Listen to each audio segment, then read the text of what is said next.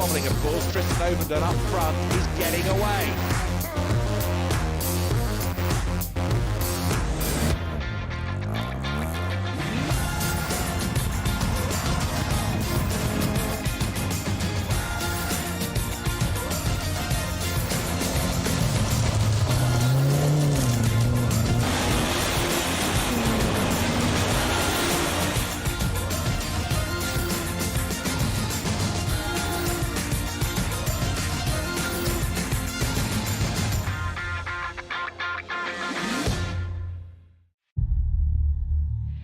Pedal travel needs to be much shorter. This is not good. Come on, I have a tissue under the brake. Did somebody change something? How to drive without ABS? What happened? I don't have the brake! This is Team SimuCube. We hear you.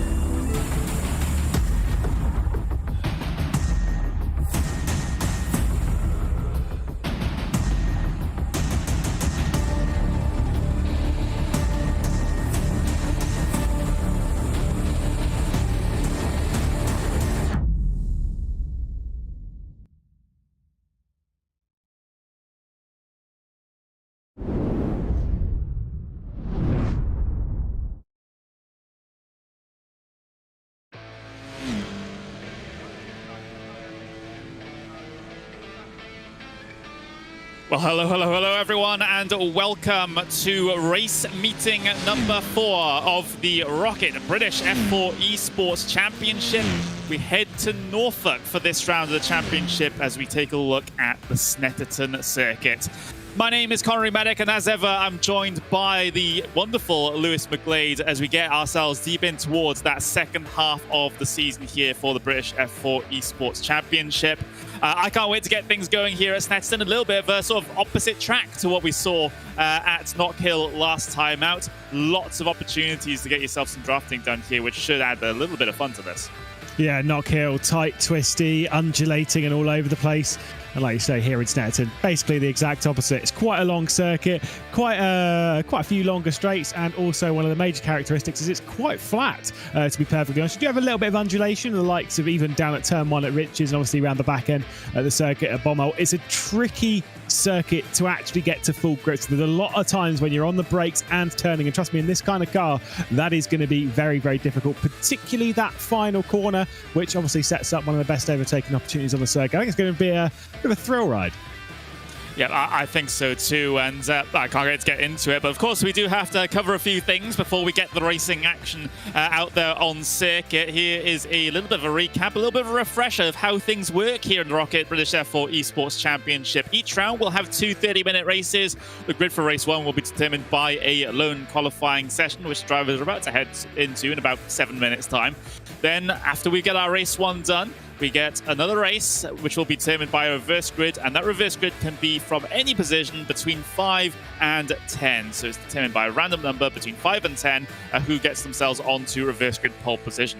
The points, of course, 25 points to the race winner, 18 points to P2, 15 points to P3. Those points extend all the way down to P10. If you finish outside the top 10, then you will unfortunately not be scoring any points for that particular race. So that's how the format's going to work out here today. Let's have a look at what the prizes are that are on offer for eventually towards the very end of the season. We can see it's primarily a teams championship where we get £2,500 going to the top team. 1,500 and £1,000 to second and third place respectively. There is a drivers' championship, however, £500 to the top driver at the end of the season, then 300, then 200 for the second and third place finisher.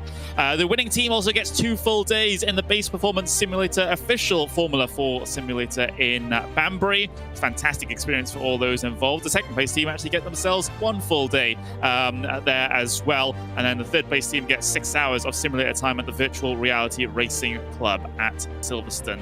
That's not the end of the prizes, however, as the winning driver gets themselves the SimRace 5 simulator chassis and, of course, a Virtual Reality Racing Club GTF1 race seat as well. The top 3 drivers get themselves 1 hour of online sim racing coaching sessions from VRRC as well, and all award winners will be invited to attend the Night of Champions presentation, which Motorsport UK runs. So that's going to be an absolutely fantastic set of prizes for these drivers and these teams as well. Certainly a lot to play for here as we have a look at the teams taking part here today, Lewis. We got those 2 Apex Racing team cars, the Apex Racing team proper, and of course the Apex Racing Academy machine as well. An interesting thing to note coming into this one, Lewis, is that, well, the Academy seems to have done better than the actual main team. Yeah, they are the championship leaders. Munster Rugby Gaming not too far behind when it comes to the championship chase. And of course, having the number 11, Josh Ladd, behind the wheel of that Munster Rugby Gaming car. That is the championship leader on the driver's side of things. Monica Bolton Ramos, Deegan Fairclough in the racing style. You've got JHR Developments, of course, Joseph Loke has got plenty of experience in Formula 4 cars with Dimitrov. And then, of course, in the Team Sports Century Sim Racing, Ethan Critchley and Pete Harrod on the first page. Got a second page of drivers, though. Plenty of talent behind the wheels. You can see there 2 of the Team Ford Zilla cars there between the standard and the hybrid. We'll talk a little bit more about that one. Prismatic Motorsports having a couple of issues behind the scenes. Again, we'll talk about that as we work our way through the evening. YRDA Arden, Ted Bradbury, one of the fastest drivers in this kind of car, along with Mensa and Kimura Racing. It's going to be tough for them to work their way forwards, but yeah, like I said, there's been a couple of issues behind the scenes, Connery, and I mean, it's not been it wasn't a calm round, was it, last time out at Knock Hill? Definitely not. And, well, some drivers, particularly one driver, not here today because of what happened in the previous round. Peo Pev has to be serving a 1 race meeting ban because of what happened in the previous race. And, well, you can see a lot of license points were divvied out as well here, Lewis. Of course, these drivers, for every 3 license points that they receive, they get themselves an exclusion from qualifying at the following round. And you can see lots of drivers getting their first license points on the board. Yeah, I think Ruben Stanislaus isn't here, so that exclusion from qualifying won't apply to this race. However, Corey Lane, who is here, will be having an exclusion from qualifying. And of course, as you said before, with Peo Pev, they're having his removal from this round generally. So we've only got the 3 Ford Zilla cars. Looking at them, though, looking at some of the drivers that'll be quite close. For every, as you can see at the top there, for every 3 license points a driver receives, it'll be an exclusion from qualifying at the following round. Now, what that means is that there are a few drivers, the likes of Emily Trihanki and Go Hill, Georgi Dimitrov, that are actually very, very close to that. 1 more license point and they will be excluded from the qualifying session in the penultimate round of the season. If you've got any aspirations of the title, then you've got to keep it clean. Josh Ladd with a license point, our championship leader. If he gets 2 more, then he'll be looking at a bigger slap on the wrists. But to be fair, in the style of racing that we have in this kind of championship, I'm not too surprised to see so many names on that list, just knowing how brutal and ruthless it can be out there. Yeah, especially at Knock Hill, which starts our previous round. So a lot of drivers worrying a little bit about the license point situation. Of course, we're coming in towards the back end of the season now, second half of the season to be exact. So this is where all those points really add up. And I wouldn't be surprised in the last couple of rounds of the season we'll see yet more exclusions from qualifying.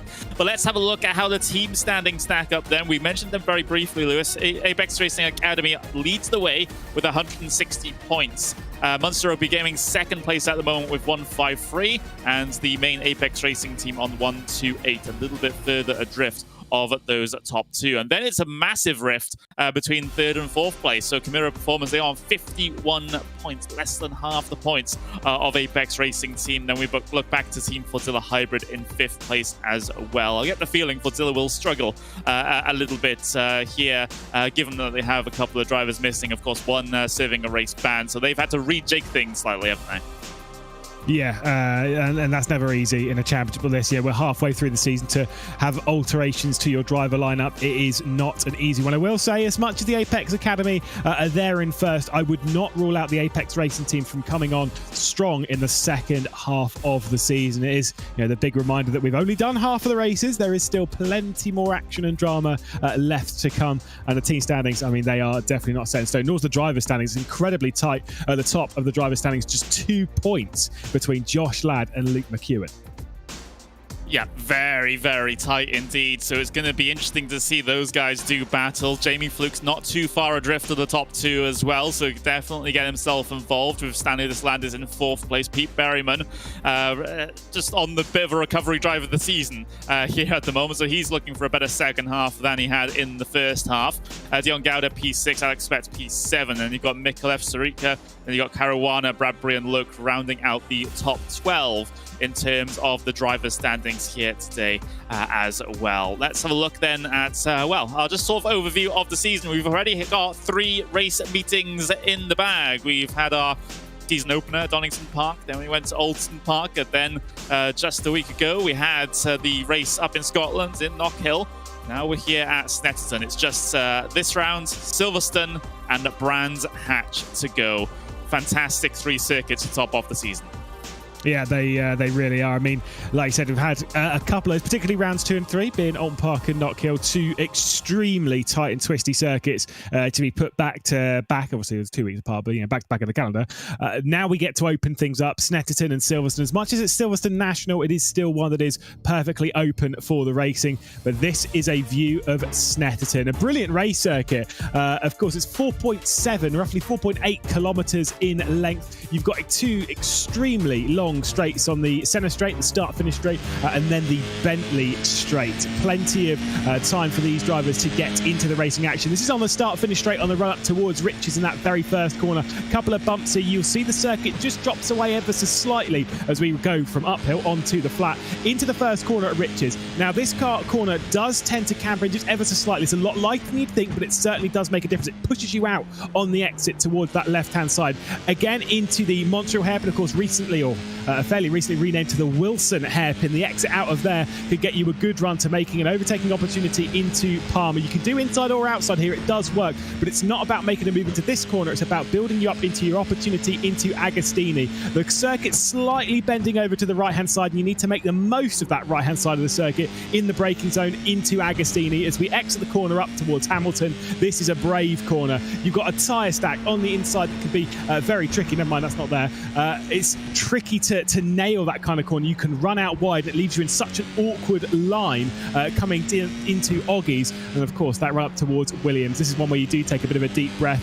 Make sure you nail this corner absolutely perfectly, because that curb on the exit will stall your exit, and you'll stall out a little bit. You won't get the maximum acceleration onto this extremely long Bentley straight, the second longest straight around the Snetterton circuit, into Brunswick and Nelson, one of the hardest complexes in the entire country. The car is constantly skating away on the rear end. Again, a large curve on the X before we get to Bomber. Watch this car, this track just dip into the right-hand side. It really helps with turning going through there. And then this long right-hander all the way through Coram. Again, you're just waiting for that right time to get onto the brakes. Too early, too late, and you'll be asking for trouble. Hit that final corner. Make sure you don't smash over the curb at Murray's. Back onto the centre straight and to complete a lap of Snetterton. That's what they're going to be having to face in 2 races and the qualifying session. And it is a circuit that is quite long, and it is a circuit which does bite. Indeed it does. Thank you very much for taking us through it there, Lewis. We've got ourselves qualifying out there. No driver set a time just yet. Drivers will have 4 opportunities at getting themselves a fast lap on the board, and many of them coming towards the end of their first attempt here at the moment. You can see those times starting to come in right now. Peter Berryman getting himself onto provisional pole position for the moment. Josh Ladd in 3rd place here at the moment as we watch him try and negotiate this circuit. it is, like you said, such a difficult circuit in a lot of cases, such a long circuit for these cars as well. So all things that factor in here to making this a quite demanding qualifying lap. 10 Bradbury up in towards P3 here for the moment. Only 9 drivers, now 10 drivers, taking themselves qualifying time for the first time of asking at least. Yeah, it is one where track limits is actually very, very easy to exploit, especially up here on board with Josh Ladd. Again, going through Hamilton. Like I say, if you run out wide. Now, to be fair, I will be completely honest. If you do get a 1x going through there, if you do get a track excursion, 9 times out of 10, the lap's kind of done anyway because you're taking such an awkward line going through. But there are a few opportunities around here where you will exceed track limits, particularly there. You see how wide he runs going out onto the Bentley straight. You can't really get away with that too much. It's just about a little bit that you can get away with. But as always, you breathe ever so slightly out of that and the entire lap is in the bin. And with it being such a long lap and with it being effectively such a short session, you do not have too many opportunities to really have a good go at it. You don't. And, well, on board with Josh Ladd. Of course, he is our Drivers' Championship leader at the moment by quite a narrow margin, fair to say, just 2 points back to Luke McEwen. So he's looking to try and extend that advantage here today. Of course, the primary focus would be on the Teams Championship, where Munster Rugby Gaming currently P2 compared to Apex Racing Academy here at the moment. Here's Monica Bolton and Ramos working their way through the number 16 ROKiT liveried car. And, well, let's get ourselves a little bit of a view as they head towards the end of the very long back straight here. This is going to be the one of the big overtaking opportunities here today, Lewis. I get the feeling that's where you want to be trying to get yourself past other drivers, but you know, it's not the only place here at the circuit by any means that you'll be able to get past someone. No, there's a few overtaking opportunities, but this, what we're coming through here, is really not one of them. You'll see a few give it a good go, going around Coram and getting to the inside of Murray's. A few will give that an attempt. I can tell you it's not the wisest idea. You can see big scramble of grip there from Monica Bolton-Ramos, who will be racing again. We'll remind you once more, her and, of course, Egan Fairclough will be racing in the real British Formula 4 Championship next year as a courtesy of the Racing Star competition for the ROKiT team, which I believe will be run by Heiter, if I do remember correctly. Drop them too much into the muck. But yeah, they'll actually be racing around this circuit. I kind of, sometimes you have a little bit of an eye in on the simulator. And even speak to some of the real drivers and whatnot. They do genuinely at least throw it around the circuit to understand where some of the bigger bumps are, because it just gives you that little bit extra feedback before you can get onto the racetrack for that very first time. On board once again with Liam McNally. Number 48's car getting himself involved inside the top 10 at the moment. This is where all the drivers will really want to be, inside that top 10. Of course, if you're looking at a championship prospects and such, maybe you'll either be starting a little bit further up the order. For a lot of these teams, though, top 10 is the aim of the game. And, well, with less than 3 minutes to go here in qualifying, still some time to get the rest of these flying laps in. So it shouldn't panic necessarily too much just yet. But for McNeely, he's currently on his 3rd lap of 4 here at the moment. As long as this is not counted as an out lap, I don't think it is for the time that he has on the board currently. Out of the final corner he comes, coming up towards the start-finish line. So 146.17 is a personal best, and yeah, he's far off the mark. So that's going to be potentially taken as an out lap there, Lewis. Yeah, it can take. I mean, it can take a little bit of time to get those tyres up to temperature, but I can tell you that line through T1's not really going to help. But Rich's had 2 wheels in the dirt on turn-in, so that one basically is thrown into the bin. As we were discussing there, McEwen's just jumped onto provisional pole position with a 0.455, just clear of Berryman and Fluke. All 3 of them improved on the previous lap, as did Stanley Deslanders, of course, the teammate inside the Apex Racing Academy, up to 7th. McAuliffe goes up inside the top 10, deposing McNeely, who we were just looking at, on board with Will Chadwick, who was kind enough to show me a bit of a lap around this circuit. Did send one a touch earlier. Interesting to see, again, like the level of commitment that you have to take around here. It's a circuit which kind of doesn't look that daunting when you look at most of the corners, with the exception of the one that he's coming up to. That one's pretty terrifying, as well as the final section. For the most part, it's not that difficult. Trust me, the circuit is tough. Incredibly. And, well, Will Chadwick is no stranger to challenges. Let's just say that. Of course, competed in the in the Porsche Resource Career Cup Great Britain, and also as a result of doing so well in that, he also was able to compete in the Porsche Contender Series. That is the sort of qualifying series into the top World Championship Series here on iRacing. So definitely a very, very quick competitor, perhaps not in a car that he's too used to, given that he's used to racing the tin tops in the Porsche, for example. But here in the F4s, still putting up some competitive times, and actually goes even faster on that next lap. So we've got Will Chadwick up into P5 for Team Fordzilla, which would be very, very welcome for them. Dimitrov taking a trip across the grass. I don't think Julian Palmer will be too happy about that, given this is one of his circuits. Yep, certainly is. And to be fair, I will say, as we'll see Joseph Loke cross the line again, has a bit of experience racing around here, with it being one of... I was actually having a chat with Jonathan Palmer about this circuit, because they need to put a bridge in, seriously, because that commentary booth is on the outside of the start-finish straight. So I'm glad we're not actually here in real life, because I'm not joking, it is actually a 2-kilometre drive to get from the commentary box into the pit lane. So thankfully we don't have to deal with that. The joys of sim racing, so we can actually speak to our drivers immediately after the race without having to hop in the car and race our way around. Okay, we've got ourselves qualifying over and done with, and we can take a look at the starting grid for race 1 here at Snetterton for race meeting number 4 of the ROKiT British F4 Esports Championship. Luke McEwen gets himself onto pole position with Peter Berryman in P2, Jamie Fluke P3 with Dimitrov in P4. Will Chadwick will start in 5th with Josh Ladd starting from 6th. Further down the order, we got Ted Bradbury for the YRDA Arden car, that's in 7th place. Danny Deslanders for the Apex Academy in P8, with Alex Betts P9, Deegan Fairclough in P10, with Liam McNeely in P11, with Ryan Nicoleff in P12. Joseph Look will start 13th with Saoirse Fitzpatrick in P14. Ethan Critchley will start 15th with Pete Harrod P16. Corey Alien in P17 with Donovan Dyer in P18. Monica Bolton-Ramos will start 19th, and we got Ruben Stanislaus at the very back of the order as well. Lewis Apayegi also taking a back of the grid start as well. So that's the situation there. Drivers getting themselves all ready and waiting. Gives us an opportunity to just thank some of our sponsors. Of course, ROKiT for giving the title sponsorship to the series. We've got SimuCube, we've got Pace Performance Simulators, we've got the Virtual Reality Racing Club, and of course the World Sim Racing, the latter of which provide the stewarding and administration of the series. So thank you very much to them. Thank you very much to Motorsports UK for putting on this series as well.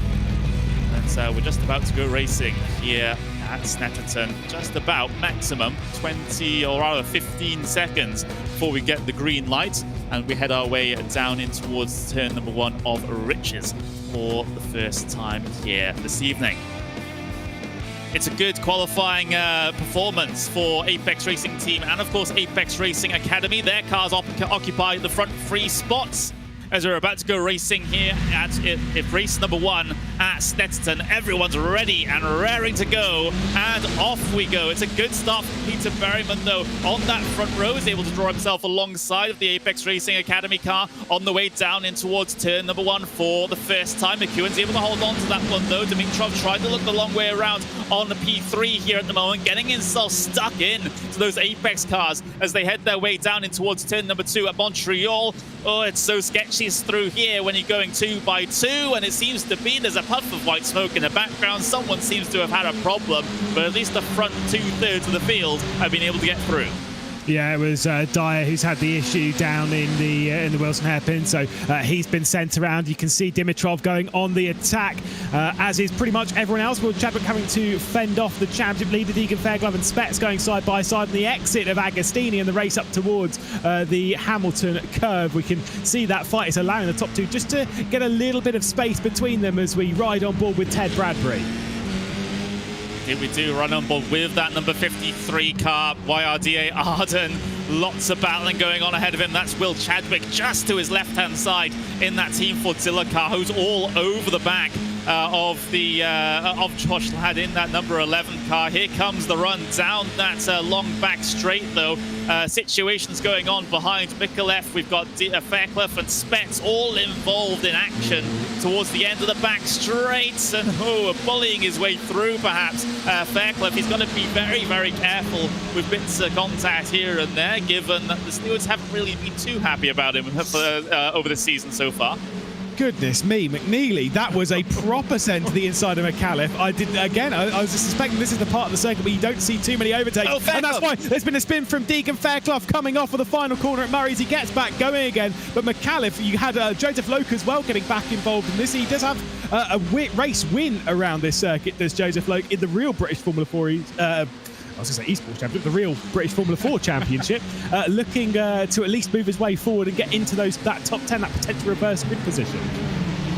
Yeah, absolutely. And again, McNeely again trying to fight this one out, getting himself ahead, or rather getting himself ahead of Ethan Critch, at least in that instance. But a very, very chaotic start here in the first race here at Snetterton. It's McEwen that leads, though, for Apex Racing Academy. This is looking fantastic for them in terms of not only the Drivers' Championship for McEwen, but the Teams' Championship for Apex Academy as well. Especially because the Monster Rugby Gaming cars a little bit further down the order than where we're used to seeing them. We've got Josh Ladd currently in P5, and Alex Spets is down in P9 at the moment. Scoring points still, yes, but not the huge amount of points that Apex are currently getting.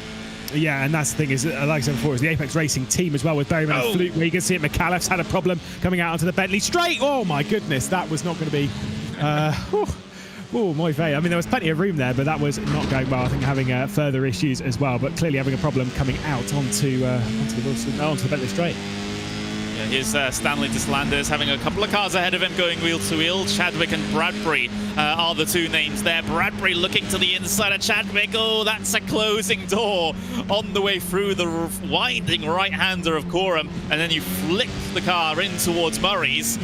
Oh, I've seen a couple of instances of that already, Lewis, where drivers are so tempted by that inside open up through Coram, but they're always going to get pinched off. Yeah, I mean, if I were a driver and having someone behind me going into Coram, I'd genuinely be taking a slightly tighter line through there, because you don't actually lose too much. These cars have got plenty of downforce to keep them over onto that right-hand side going through this. So you might as well just take it a little bit early. Bradbury, though, straight down the inside of Chadwick, who reads it beautifully. Deslandis, though, also is going to come through because Chadwick had to back out on the steering. Spet's going to try and make his way around the outside coming through Palmer. That's exactly what we've said about a few times. But meanwhile, it's Deslandis and Chadwick that are fighting each other going through Palmer down towards Agostini. Is it going to become 3 wide? I don't think so. Oh, Spets was tempted to stick his nose in there. Agostini might have to wait for the corner to open up, but Chadwick, he's got himself half a car length ahead here at the moment. We're currently riding on board with that Monster Rugby Gaming car. Spets says there's a mistake there, slightly running a bit too wide for Deslanders. He's still able to fight it back on the inside there. Oh, they got to be so close to bumping wheels there. But Alexander Spets capitalizes and gets himself through up into 8th place, which is starting to close the deficits for Monster Rugby Gaming, but more is definitely required. Yeah, I mean, great move from Spets to have got past Deslanders again. Deslanders was too focused on Chadwick, and that was where the opportunity was open. They've got a bit of a gap back to Joseph Loke, who's sat there in 10th position. McNeely and Critchley very, very close for comfort as well in the battle for the final spot inside that top 10. What's become that final spot inside the top 10, of course, with the issues from Micallef and whatnot, as we do lose them in the race just briefly. Back up towards our race leaders, McEwen, Berryman and Fluke, holding on for a strong lead right now. I've got to say, McEwen's looking for his 3rd victory in the championship. And the Apex team generally, between the Academy and the Apex Racing team itself, they are looking for their 6th consecutive victory in the championship. Yeah, wow. that is absolutely incredible.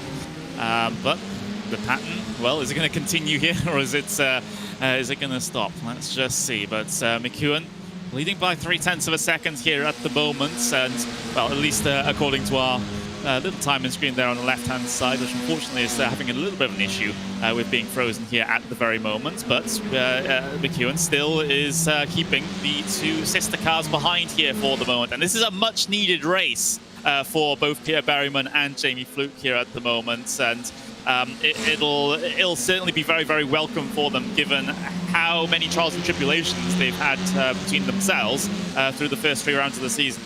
Yeah, Berryman, at least from memory, yeah, everyone can think back to Alton Park, where it was looking good. It was looking good. Suddenly, generally through no fault of his own, it was certainly not looking good.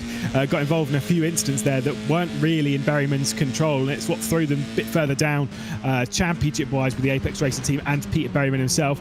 But you know what this team's like. Chin up, keep focused, and right now keep the eyes ahead towards the championship leader, McEwen. I wonder what's happening, though, behind the scenes mentally within the team, because, of course, McEwen, Berryman, Fluke, how hard are they really going to fight? Right now, I would argue this is actually pretty good for them. The Apex Racing team, at least one of their teams is going to be scoring very, very well. I know Deslandis is a little further down the order for the Academy team. But for those two, for the Apex Racing team, scoring very well. For the championship leader in McEwen, again, scoring very well and pulling away from Josh Ladd, who's presently 5th in this race. But the real question is how much pressure are they under? Because Dimitrov is sat right there. And again, speaking of drivers, when it comes to their experience within around Snetterton, Dimitrov in the British Formula 4 Championship this year did have it. I think it was his best round. Certainly had 2 podiums in the first race and the 3rd race.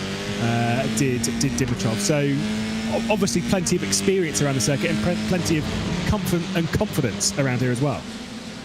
Oh, battles going on. This is Will Chadwick versus Alexander Spets, and well, Chadwick getting a little bit sketchy on that inside there. Carr wanting to step out on him all the time, and as a result, he's lost a little bit of ground coming off the corner, and now Spets has been able to get his way through. Here comes Deslandis then, looking towards the inside.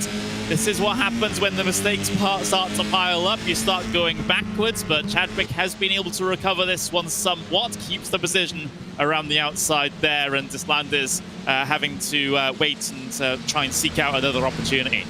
Yeah, and yeah, like I say, as much as there are plenty of overtaking opportunities around here, sometimes you can overthink it a little bit too much. Deslandis, who's been a race winner this season, of course, in the 2nd race of the championship, Spets out slow onto the Bentley Straight, you're right. Yeah, he just took got a little bit too wide coming out of the corner before the straight there, and Chadwick's been able to come straight back at him on the way down in towards Brundle and through Nelson as well. So that is not ideal there for Spets. All of his hard work has been completely undone just by going that little bit wide out of Williams. Yeah, that is generally how this circuit works. Like you say, it doesn't look brutal. It really doesn't, but it is fairly narrow. It's a lot narrower than it looks, and there are those points where, at some circuits, like, or Park, there are actually quite a few corners where you can run wide, you can take the 1X and just get back on the circuit and not worry about it, especially down at T1. Around here, there's none of that. You can't really run wide, and Spets has come straight back with a slipstream coming down to Riches, takes the inside line. Watch Deslandis to try and make a dive potentially down into the Wilson hairpin. So the defensive line not being taken by either of these two ahead, and Chadwick nearly gets into the rear of Spets there. Deslandis works his way past and just, that was judged to perfection, just cuts over the nose of Chadwick. Yeah, that was very, very close between the two of them. Deslandis is going to... Chadwick actually had to lift out and maybe tap the brake there a little bit just to stop himself from running into the back of that Apex Racing Academy car. So Chadwick wasn't really able to time the run and get the space required to be able to capitalize on the difference in speed. So Deslandis going to count himself lucky in that regard. But this the battle between these three is absolutely fantastic. They are battling for some of the final couple positions inside that top 10. P10 is about 2 seconds further behind them at the moment, so they're not risking dropping out of the points here just yet. Meanwhile, though, McNeely, is he pushing, or is he getting pushed there by Joseph Lowe? Yeah, I think Joseph Lowe's, again, playing the slightly longer game here, is not going for an attempted move down into the end of the Bentley Straight into Brundle. And I get it. I get it, and I agree as well. There is a bit of attack, a bit of position up ahead, which you can go and attack for, but you can see it's damaged the front wing. Now, that I wonder if it's been damaged through the bump drafting or if it was damaged earlier and has decided to just get on with bump drafting, trying to work their way forward. Because I will say, as I said before in this championship, when you get damage on the front end, like what we see there, the car's fine. It drives absolutely fine. Maybe a little bit more understeer, sometimes maybe a little bit more oversteery. It's fine as long as you're in the slipstream. The moment you pull out of that, you have no straight line speed, and that could be why he sat right in the rear end of Chadwick, is essentially using Chadwick as his engine to progress him further in this race. it is the other team Fortilla car of McNeely that he is trying to push and trying to keep himself inside the slipstream of. But the thing is, well, they've got a car closing in from behind. Ethan Critch in the number 97 car. It might soon be giving them a little bit of a different problem to think about here in this final point scoring position. That's what these drivers are after here. McNeely currently occupies that position, but given what's going on behind him, he might have a couple of cars that will want to steal that away from him. Also, we'll just say things a little bit further up the order. We don't need to go and look at it because I don't think there's going to be any changes, but McEwen, Berryman, Fluke, Dimitrov still fairly close, although I have seen the gap to Dimitrov just growing ever so slightly, now to around 7/10 back to Fluke. Now, that's still well within, comfortably within the slipstream range. You're talking about 1.2 seconds, realistically, when it comes to the slipstream's minor effect around here. There is still plenty of time then for him to drop back, but it is getting to that point where it's almost the margins coming a little bit concerning, and the 3 Apex Racing Team cars at the front of the field look to pull away from that JHR development machine. Yeah, Apex have just had a fantastic start to the race, fantastic first half pretty much of the event, and it seems like they're relatively untouchable here at the moment, but this is where the reverse grid starts to factor in, Lewis, you know, especially if it's a full top 10 reverse grid. That might put Apex into a little bit more of a concerning situation. But we're riding on board here with Will Chadwick as he pushes this Landers down the pit straight. They're keeping up with Spets here, but they're not giving him too many issues. No, to be fair, at this point of the race, take it, look after the tyres ever so slightly. And it's a half-hour race, but these tyres, it's not like an incredible beating around here, but they do fade towards the end of the race. You can see again with the amount of bump drafting that's going on, a bit more front wing damage on Chadwick. We'll see that quite a bit. Again, the bump drafting is not ideal for a front wing, certainly not with the new damage model on iRacing. I was going to say, I mean, new is in big air quotes now. It's been on for quite a while. Everyone should have got used to it to a fair degree, but you can see there is quite a lot of damage appearing on the front end. Joseph Loke does take over 10th position though, and finally makes his way past McNeely, who instantly looked to the inside coming up towards Hamilton as we head into Oggies. But finally, Loke has thought now it's now or never, as does Deegan Fairclough get to the inside of Critchley.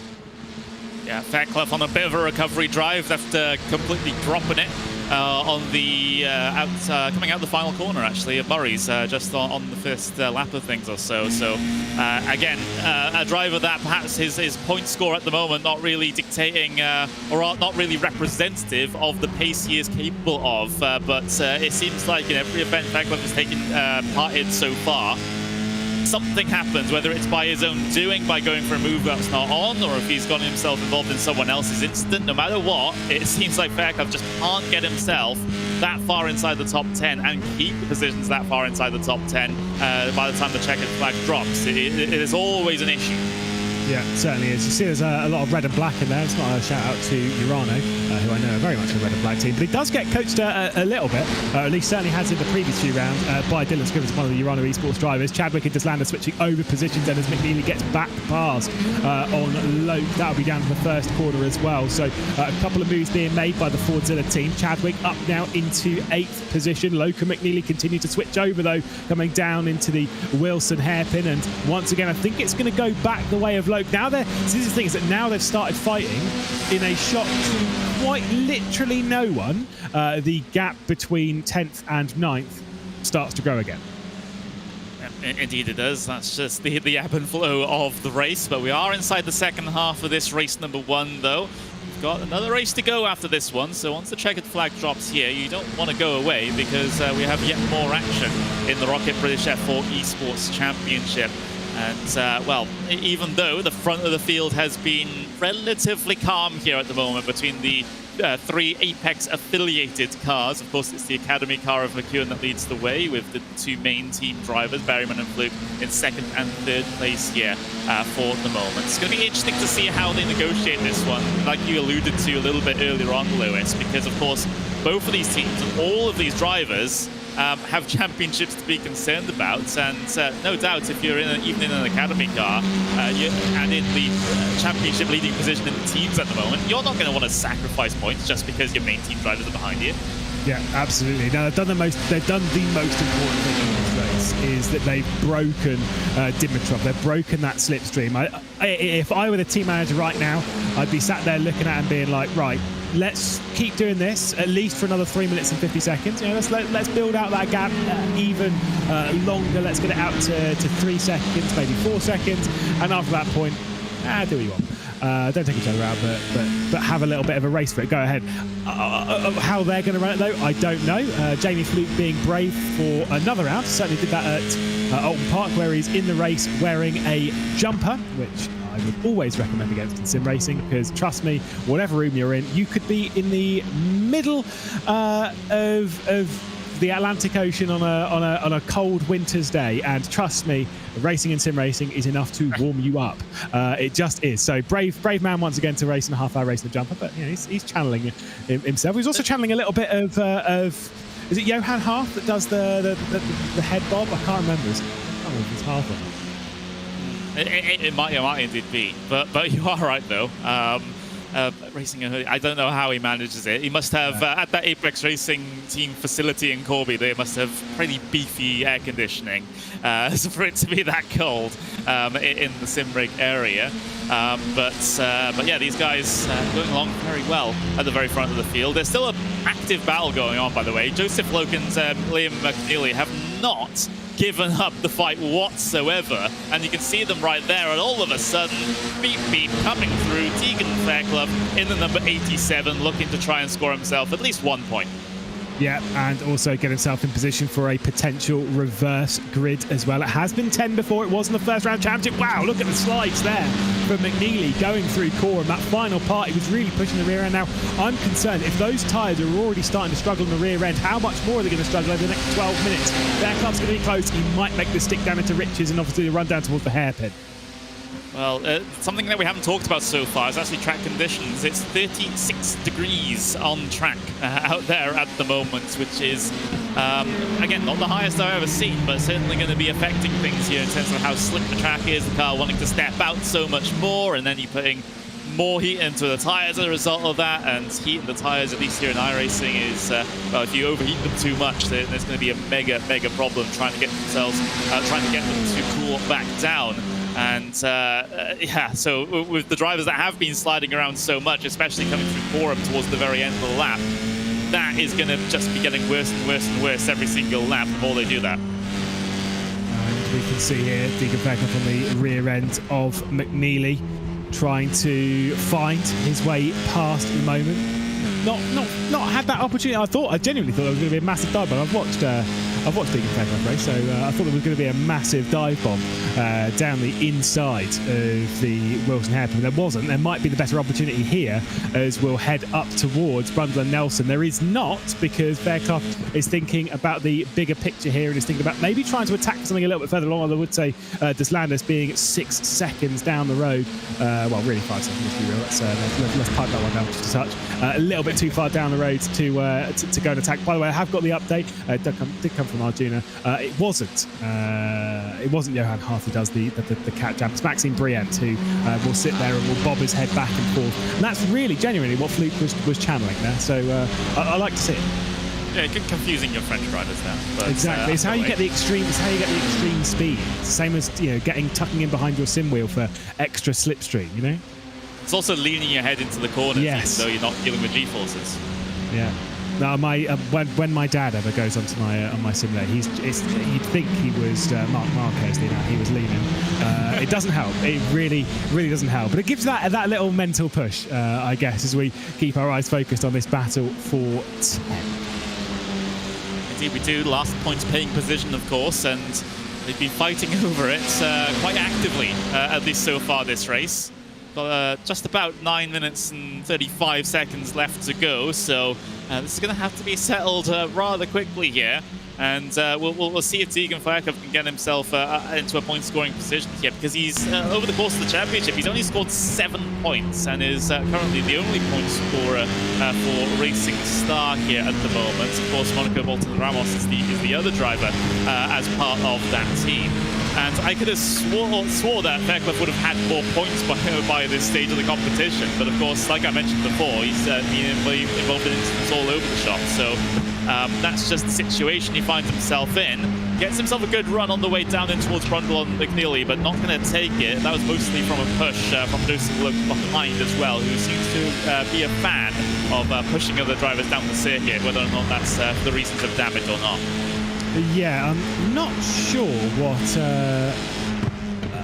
what Joseph Loke's plans are when it comes to racing next year in the British Formula 4 Championship, but Deegan Fairclough is racing in the British Formula 4 Championship. I'm pretty sure McNeely also is racing in the British Formula 4 Championship. So if Joseph Loke is looking at 3 drivers potentially for 2023, battling, of course, Joseph Loke having completed the season just done.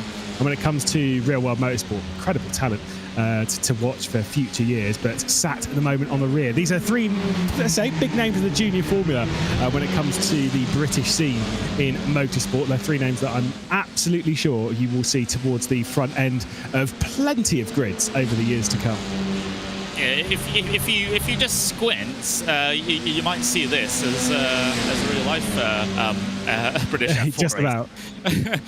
Same names involved, but yeah, it's great to see these guys taking sim racing oh so seriously and scrapping over this final points paying position. I'll be very interested to see how this one turns out, because McNeely has been very, very strong in terms of holding the position for the moment.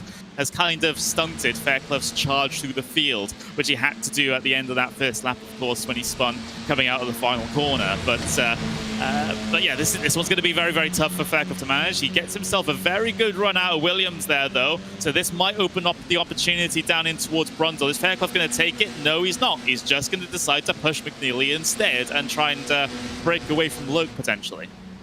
Yes, indeed, and the breakaways are going to become a bigger factor at this point in the race. Like I say, everyone's tyres are wearing slightly differently. I'll tell you someone whose tyres are wearing very, very well at the moment. Our race leader, McEwen, who's decided to say, I don't really like the idea of even potentially coming under pressure from any of my teammates, so I'm just going to pull away. Just set a 45.6 fastest lap that he has set in the race. He's just done a 45.5 to go even faster than that. He is pulling away 3/10 over the previous lap from Peter Berryman. McEwen's looking for his 3rd race win of the season and his 5th podium as well to boot. And so, like I say, ending the discussion within the team of what do we do towards the end of this race? You go, don't worry about it, lads, I got it. I got it, indeed.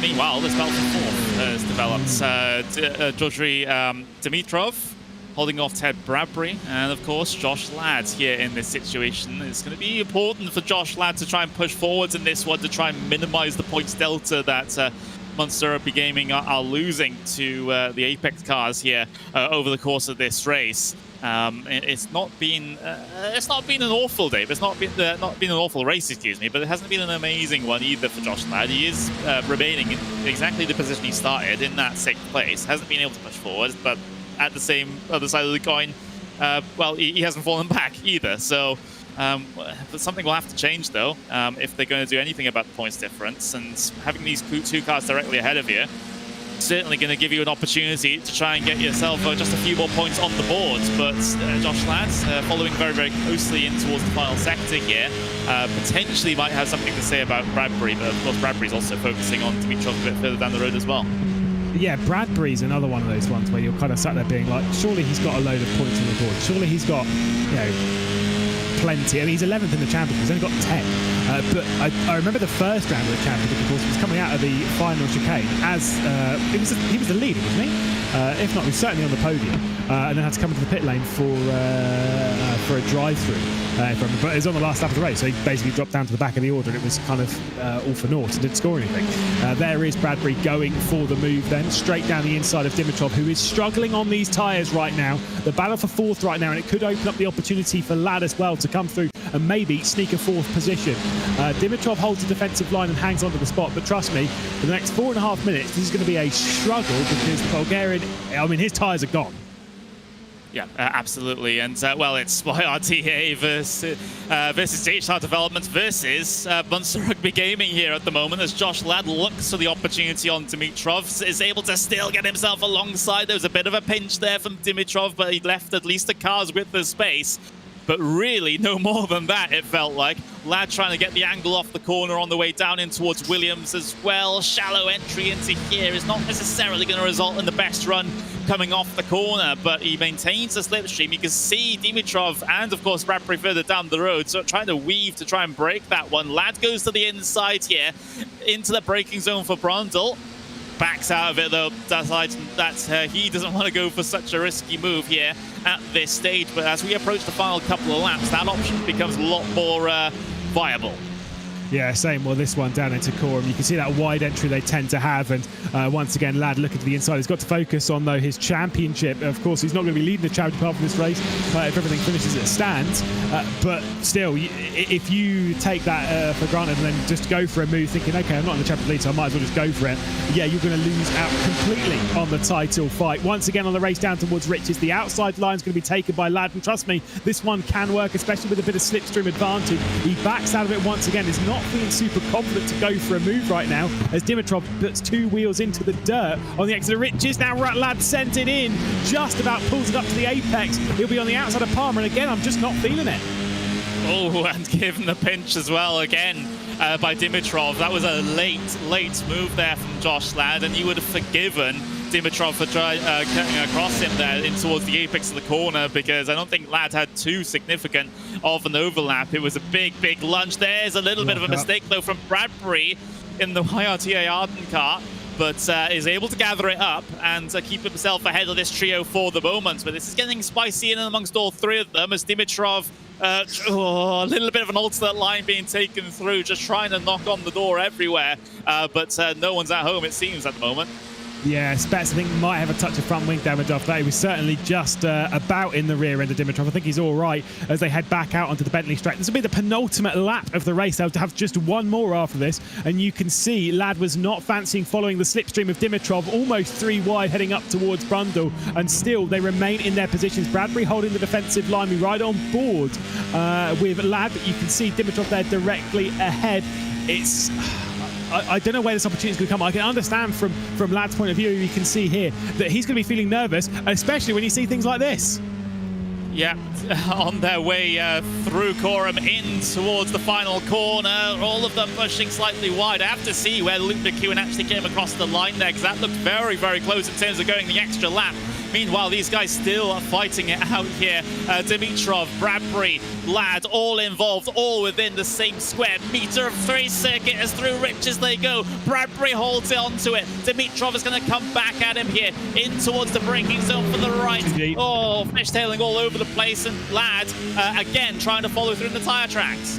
Yeah, you can see Dimitrov was always going in too deep into the hairpin there. It's given the move potentially back to Lad to get to the outside. No, Dimitrov retakes over fourth position. I do believe on the times this will be the last lap of the race. It will be close, but it will come down to a few seconds. I believe it's the last one. Once again, defensive line being taken out wide once more from Bradbury. It's going to open up the opportunity with a bit of a hip check as well. Lad will come through. He might lift off to allow Bradbury straight back through. I think he does.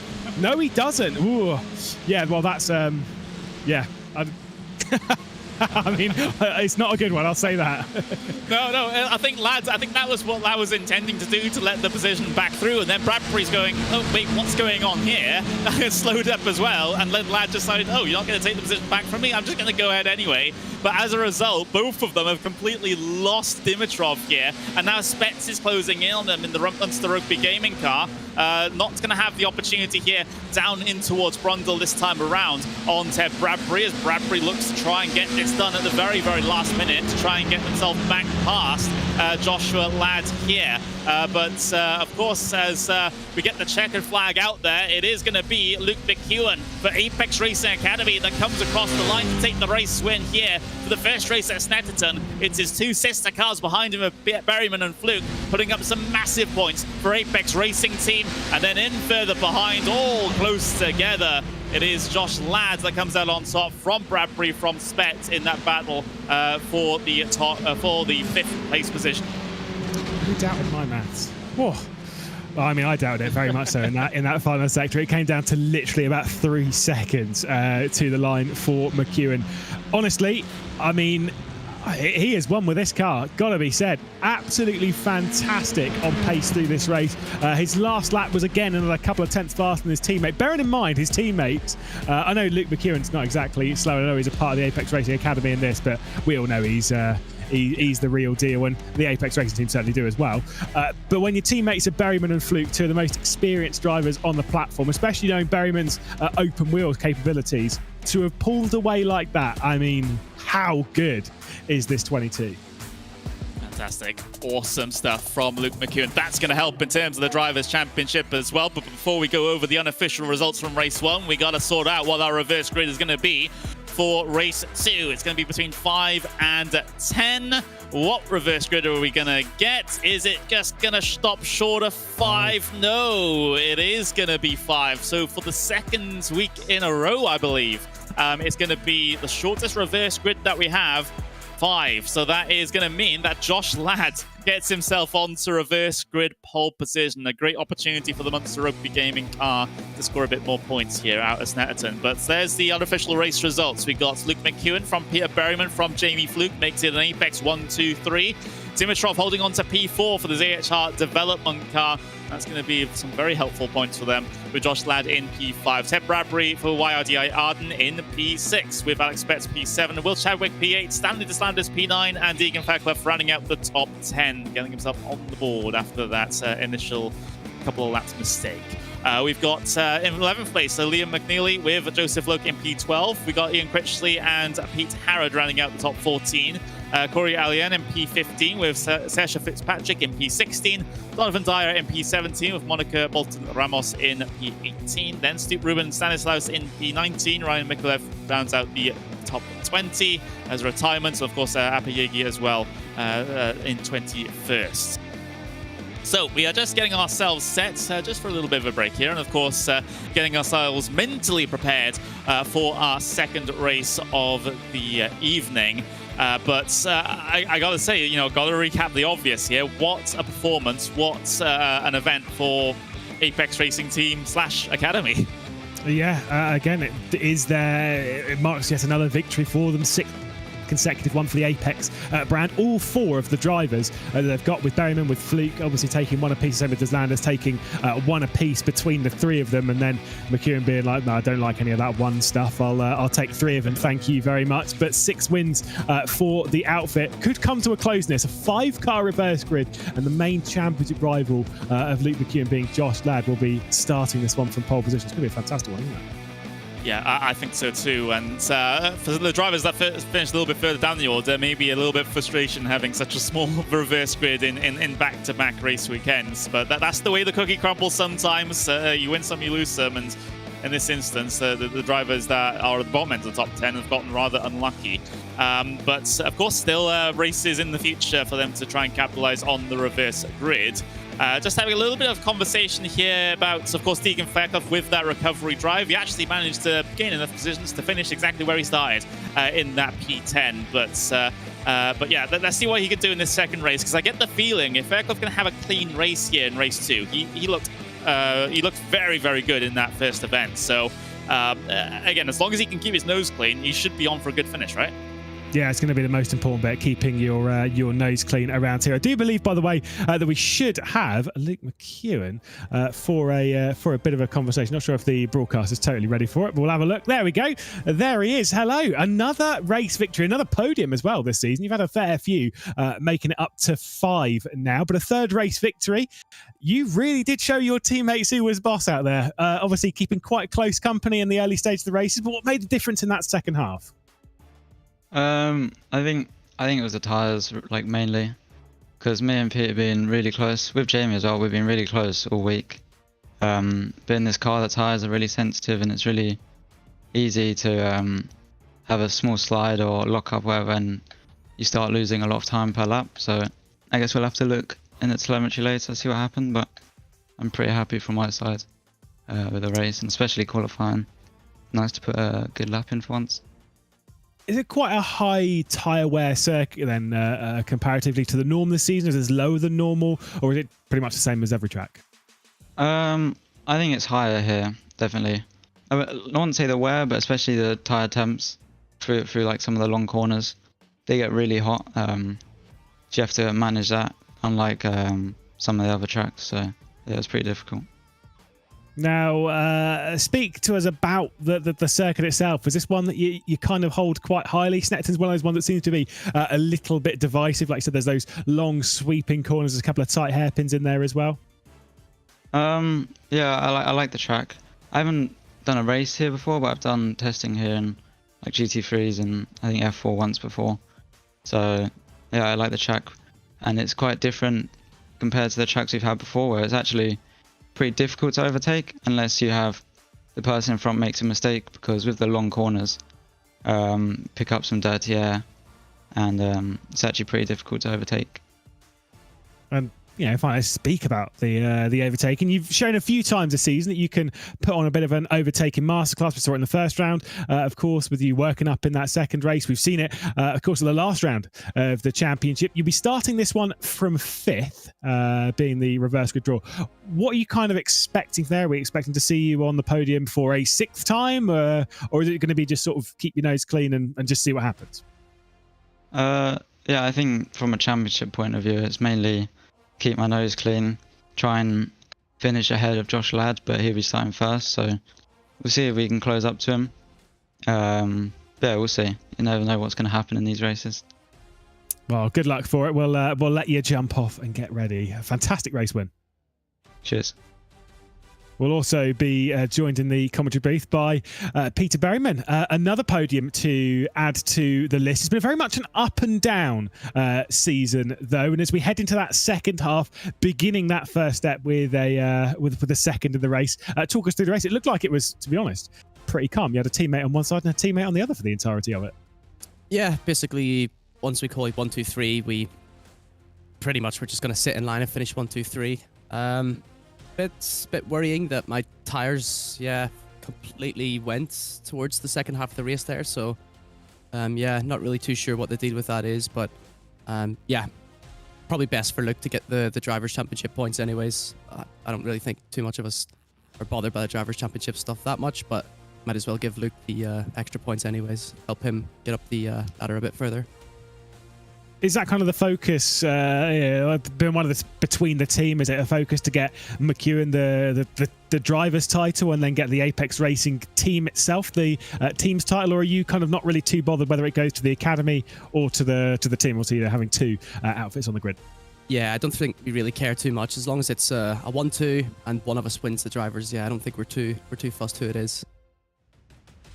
What are we kind of expecting in this second race, knowing that tyre wear was quite high in that first race? Are there things that you're going to adapt in your approach to this race to kind of bring those temps and wear back into reach? I think it'll be tough. I don't really think I'll have the option to chill out and focus on that. I think obviously guys starting up front, it seems like we have a bit more pace. So obviously a bunch of hungry guys behind as well. I expect maybe a few tears to be shed here, but hopefully for others, not ourselves. Yeah, we'll keep our fingers crossed that at least you're not going to be one of those ones added to the list. There's been a fair few tears spread out this season. Good luck in the next race and a great second place in this one. See you guys.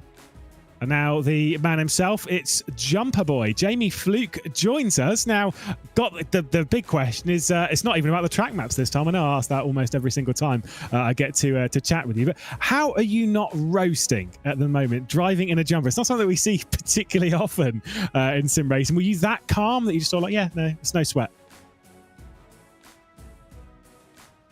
Oh, I think we've got him muted. He has muted his microphone.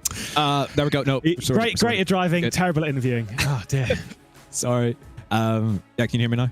Yes, we can. Don't worry. Excellent. Sorry. Yeah. No, I am very warm, but it's for good reason. I am very not well this week. I'm trying to sweat it out, literally. So, it's warm. It's not comfortable, but we're rolling with it. We're trying our best here.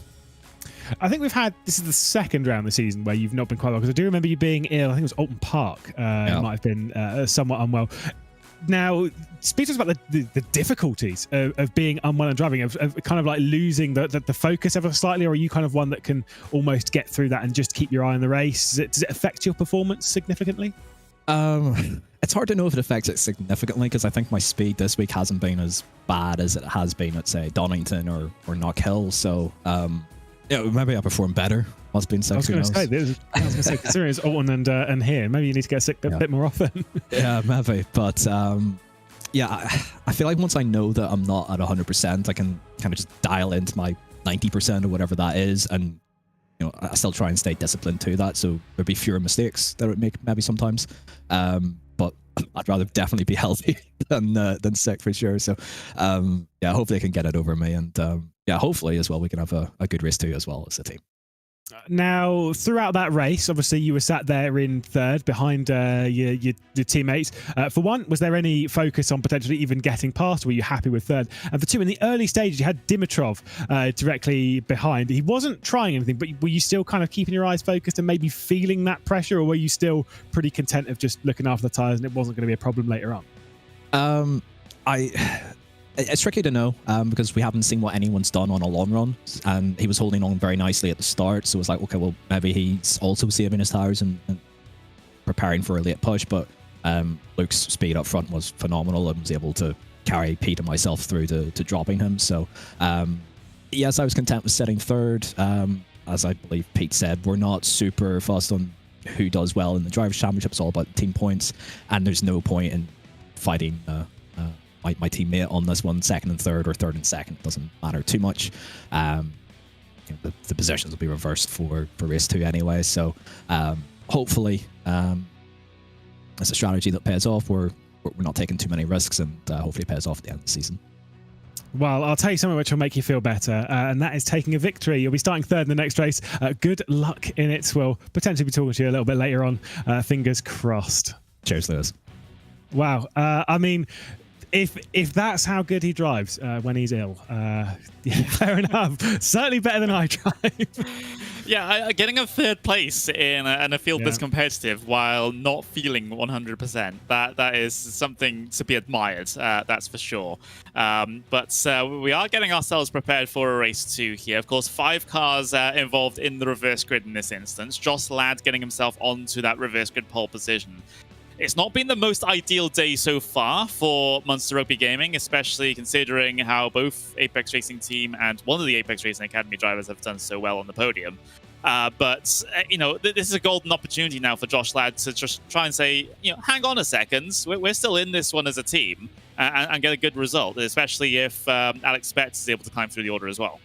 Yeah, I mean, just because, like I say, one race hasn't looked so great for you does not mean that the second race won't. The gaps, it's kind of one of those things with Snetterton is the gaps that we see on there aren't really representative of how the race went. And that sounds crazy, but when you get involved in battles, you lose so much time in battles, which means that your kind of race and what positions you're fighting for is decided actually very, very early in the race, much earlier than you'd think. And, particularly even circuits like Alton Park and whatnot, where you yourself can do the work to drag yourself up to it. Honestly, around here, once there is about a 5-second gap, 3 or even, to be honest, 2 or 3 second gap between you and the car ahead, you're just not catching it. Not at this level and not when they've got slipstream. You're just not catching it, which means it's about capitalizing and being very, very smart in those first 5 minutes. It's kind of one of those circuits where genuinely the first 5 to 10 minutes is the absolute most important in the race. That's where you decide basically what tyres you're going to have at the end and what positions you're fighting for. And as a result, we might see a little bit more desperation on the first lap of things here. We got through on the first lap of race 1 relatively okay through the first couple of corners, but knowing this is a reverse grid, knowing this is going to be the last race of the day at least, maybe drivers will be in over their head a little bit. It's exactly for the reasons you just mentioned, that you have the tendency to get a little bit stuck if you do lose the slipstream here in this one. So all very interesting heading into this second race. We will take the opportunity now to thank our title sponsor, ROKiT, who have been amazing in supporting not only this esports season for British F4, but also the real world season as well. We've also got SimuCube getting themselves sponsored as well. Fantastic sim racing equipment that they provide, so they're definitely worth checking them out. Same with Base Performance Simulators as well. We've got Virtual Reality Racing Club and, of course, the World Sim Racing, who help organise this series on behalf of Motorsports UK. We've got a couple of interesting stories heading into this one. Of course, we've already covered how Apex have been doing so well. We've already covered how Munster needs to respond. You know, we're always keeping an eye on Deegan Fairclough, let's be honest, you know, because he definitely gets himself stuck in to so many things. But what I thought was very, very interesting in that first race, Lewis, was the competitiveness between all of the different real-world drivers going on as well. They displayed some fantastic racecraft, which I gotta say is not necessarily always the case when it comes to real-world drivers coming into sim racing, because of course they have the mindset of, oh, I risk my life every day, day in, day out doing this in the real world. I can have a little bit of fun in sim racing because the risks are lower, and I can send moves that perhaps I wouldn't do in real life. That tends to be the attitude from real-life drivers before, but of course in this last event, they were all very, very respectful and gave each other as much room as they would do in the real world as well, which, again, just goes to show that a lot of the real world drivers are respecting sim racing. Yeah, I mean, it's kind of one of those things where obviously we've known this has been a problem, you know, big air quotes, a problem in sim racing, particularly noted in the last sort of 3 years. Obviously, you know, everything COVID and all the real world drivers that came into sim racing, and they kind of just didn't care. They were just here for a bit of banter and a bit of fun, and they, you know, most of them caused carnage. Let's be real. However, a lot of the drivers on this grid that are the real world racing drivers, like we've said, like with Dimitrov and Loke, obviously racing in British Formula 4. You know, same with even the likes of Bradbury and Fairclough and all that. Like all these drivers that have real world racing experience, to be honest, with them being the younger generation, they've spent most of their racing career racing in sim racing hand in hand. That's why you're kind of seeing a lot of these drivers that take part in the real world, you know, with the younger generation and take part in sim racing. Yes, they're aggressive. Yes, they're feisty, but there is still that respect and understanding of what sim racing is. Whilst yes, it is a game, it is still a race. And I still remember one of the best races that I've seen in sim racing was between was actually in these cars, not in this race obviously, but in this championship, but in a different one earlier on in the year, between Callum Voigt and Alex Connor, who were two drivers that came together at Alton Park in a real world racing championship, and then the next week they took part in sim racing and in these cars around Donington Park. And honestly, it was 25 minutes of the craziest and some of the best side-by-side action I've ever seen. And you kind of sat there being like, they're real world drivers, they know what they're doing, and they're taking it just to that very, very limit. And it, honestly, when you have that, it is about as cool as it gets. Yeah, it really is, and it's certainly a pleasure for us to commentate, and I bet it's a pleasure for everyone to watch as well, because that's all that matters in the end. Of course, this is entertainment, shall we say, just a different kind to what we see in the real world. But heading into this second race, we saw, at least in the first race, we saw a good performance from Dimitrov. Of course, you know, hasn't been able to score himself major points over the course of this season so far. He's actually only scored 1 point coming into the day, down in P22 in the drivers' point standing. So that was a fantastic result for not only himself, but for JHR Developments as well. How do you think he's going to approach this second race now, knowing that at least he's got a healthy amount of points on the board now? Yeah, I think so. He didn't do the first 2 rounds of the season. He did do not kill though, and finished 10th in the first race of not kill. So potentially there's a bit of a lack of experience in the car. I don't know how much he's actually driven this car. Certainly in that race, he looks plenty of experienced enough. Like you say, be starting on that front row, and this is where you get into that sort of, particularly for Josh Ladd, you're in that dangerous position where you know you're starting alongside someone who doesn't care about the championship, probably will care about the team side of things, but the driver's point of view, he's not going to win the drivers' championship, not after the round he had at not kill, and not after missing 2 rounds and basically half the season. And so Dimitrov is here to do one thing: win. So if you're in Josh Ladd's point of view and you are focused on trying to win the drivers' championship, you are focused on trying to get your team into the position to win the team's championship, that threat is a very, very large concern. And it's kind of the question of how do you deal with that pressure, because it's a very different type of pressure than what you're going to have on your shoulders from the Apex Racing team. Yeah, it is. There's nothing scarier than a driver that has nothing to lose, right? So that is definitely the concern for not only Josh Ladd, but of course the Apex guys as well. So it'll be interesting to see. He's going to be particularly threatening, I think, on these opening couple of laps, because we saw in the long run, of course, the Apex cars tended to drop him and run off into the distance a little bit. So then he was caught up in terms of battling behind. But at least in these first couple of laps, I would say if you're going to keep an eye on any driver, keep an eye on him. Oh yeah, no, Genuinely would be shocked if he gets a decent start, which these cars are pretty difficult to not get a decent start, and I'll say that. If he gets a decent start, I would be absolutely shocked if Dimitrov didn't try and make a move either down to the Wilson hairpin or down to Agostini. I think in one of those two corners, Dimitrov is going to be going for it. He has to be going for it. But this is the thing, is that let's be honest, I'm a total idiot. Josh Ladd, he's a smart guy. He knows that as well. just clip the bit. Total idiot. But Josh Ladd, he's a smart guy. He's a racer. He understands what happens in a race. I mean, that's why he's as good as he is. I mean, as I say, with quite a lot of drivers on this grid.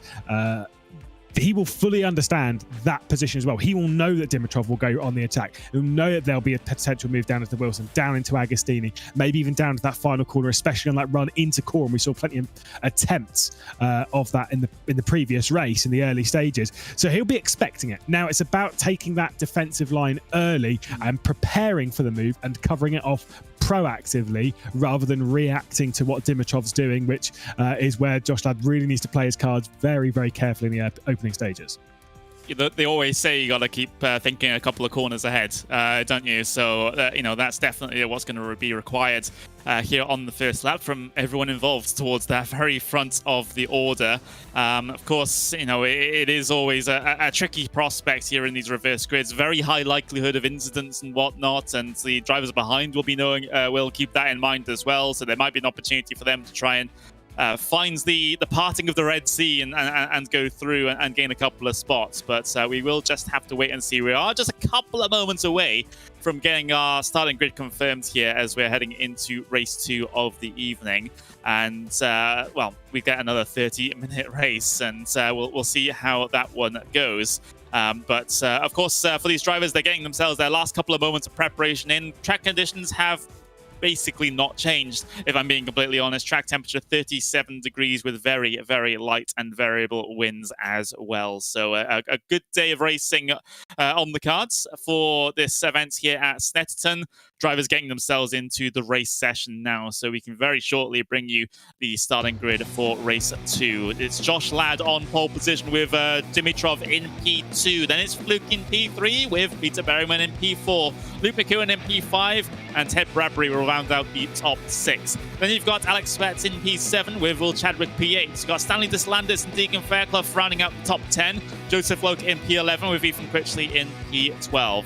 Pete Harrod P13 with Corey Allian in P14. Sesha Fitzpatrick in P15 with Liam McNeely in P16. Dyer and Ramos round out the top 18 cars here today. And then those towards the very back of the order, Ruben Stanislaus, Brian Mikulev, and Lewis Apayegi rounding out the 21-car starting grid here today.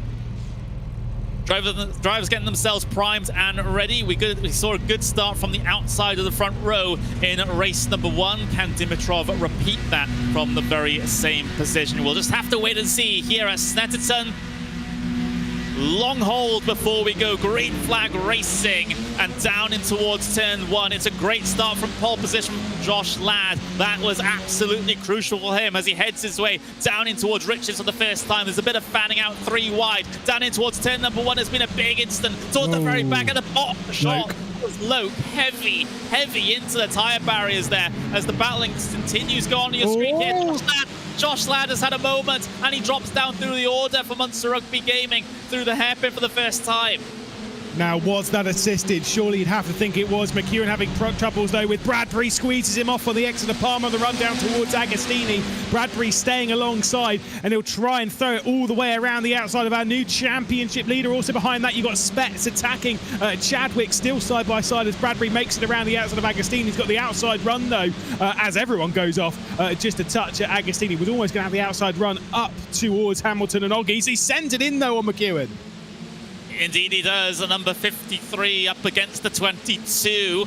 Bradbury has the inside for the next corner as well. We'll give him the position. There's been an instant towards the back. Corey Allian has had a moment and has gone around. Meanwhile, McEwen is trying to come back at Bradbury. There's another car around in the background that's forced someone off as well.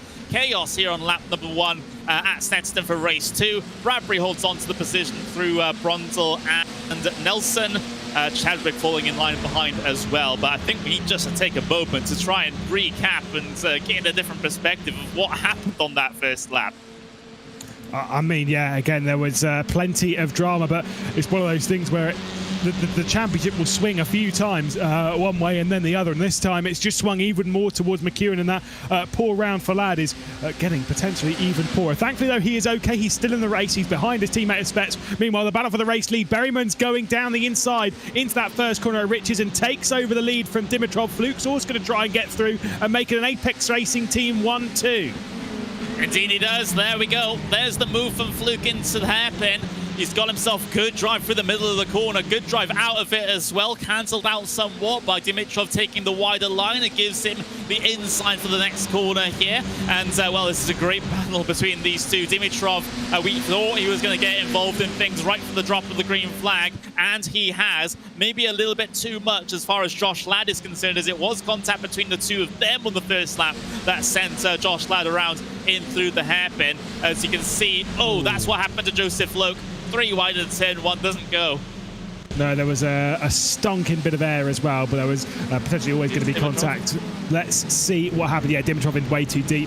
Locks up ever so slightly, and Josh Ladd, what did we say? There was going to be an attempt either down to Wilson or Agostini. It was down into Wilson. There's another incident there further back through the fields. Yeah, that was Ramos down the inside there. I believe it was at least one of the Racing Star cars as we have a look. Is that Mikalev? No, it's not. It's Mikalev around. It's one of his teammates. But, ooh. Yeah, Dyer. I think it's Dyer's teammate, isn't it? Yeah, I think so. Losing my mind here. Yeah, I think we all are. Let's be completely honest here. But let's have a look at the live pictures because we've got ourselves McEwen and Dimitrov in the same bit of real estate here. Spets actually getting himself a very good run coming out of the final corner there. Will potentially give them an opportunity on Dimitrov here on their way across the start-finish line. So Dimitrov starting second place, but falling down the order now. Spets going the long way around at Riches, which tends to run out of steam more often than not, and now Chadwick, as a result of that, can try and capitalize and look his way around the outside here. But a bit of snap oversteer for Chadwick, and almost gets his nose completely cut off by Josh Ladd. Yeah, obviously way too deep on the brakes, and the rear end was sliding all over the place. Just had to catch it. He does it again, and that's a big flip from Fairclough. He's been sent straight out, manages to keep going, but a costly mistake from Chadwick. 2 consecutive corners, and he was on the slip and slide. Unfortunately, what happened down into the Wilson hairpin would have overheated those tyres, and he felt it up into Palmer, taking a slightly tighter line, asking a little bit too much of the car. That is such a big shame, not only for him, but also for Fairclough. Look at this around the outside. It's going to be a big hit. Wow. That wouldn't be too pleasant if this was real world racing, but thankfully for Fairclough, he didn't do the full barrel roll and is able to remain on all fours on the way in through the grass, and actually does continue on here. Well, actually, doesn't continue on. He's brought it back on towards the pit lane, I would expect, for some required repairs. Yes, he's been shown the meatball flag, as we call it here in racing, that you have to come down in because your car's not safe to continue on out there with so much damage. Yeah, I mean, I'm not surprised. For one, it was a big hit, and then as he would have landed, potentially would have broken the suspension, certainly would have had some aero damage, so it makes sense that Fairclough will return into the pit lane. This is on board with Spets. Again, a bad exit onto the centre straight from Dimitrov, and this is going to be the opportunity for Spets to come through once again.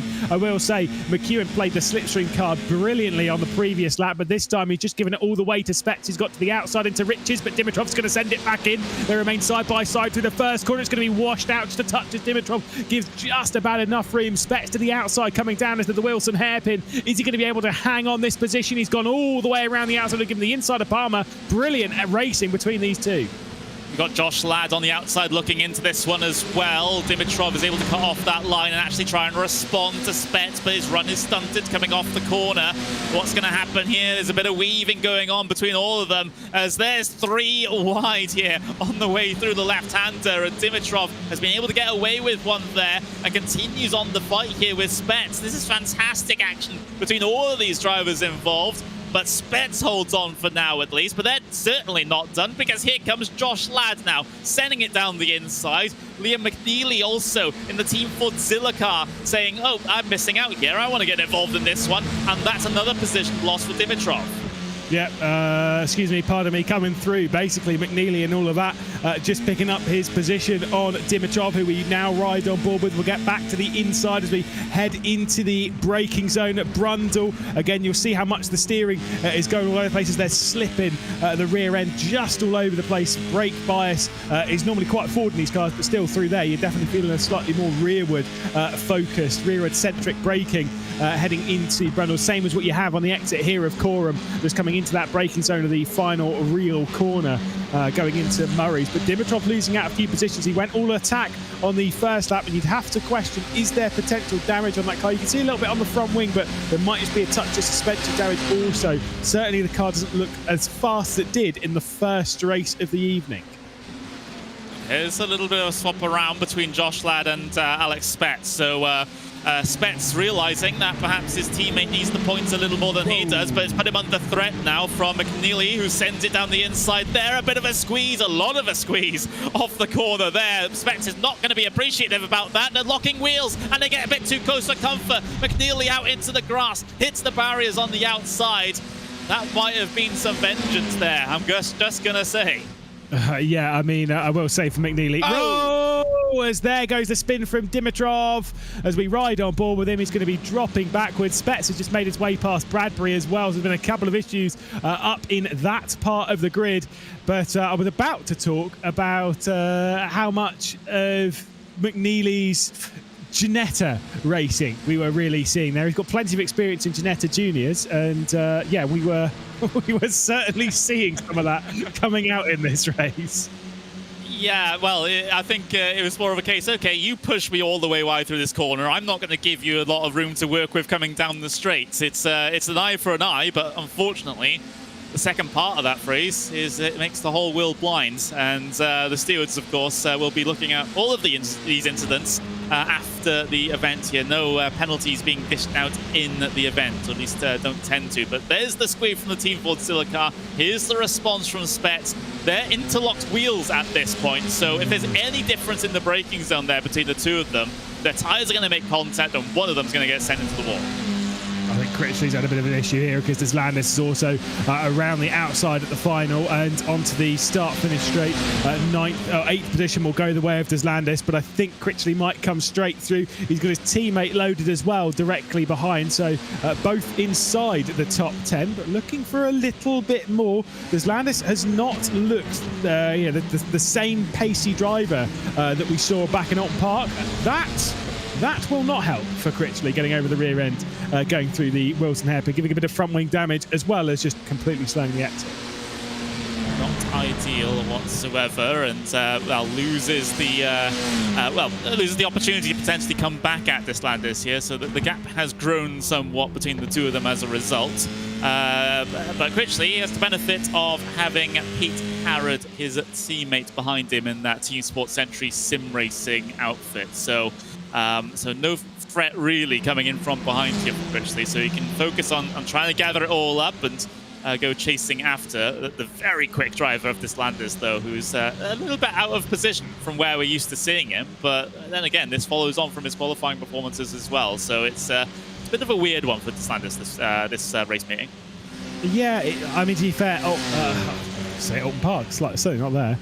Snetterton is a very different style of racetrack to what most are used to, and it's kind of one of those ones that, unless you've been a part of something that's either been on the British Touring Car calendar or with British GT and whatnot, or doing something which is basically imitating that style in the sim racing world, this is not a circuit that you typically race. Now, I'm not speaking that Critchley, Harrod, a lot of none of those have. Deslandis, though, I'd genuinely be surprised if there was much experience with Deslandis around a circuit like this, because it's just kind of like, where does this circuit actually come up?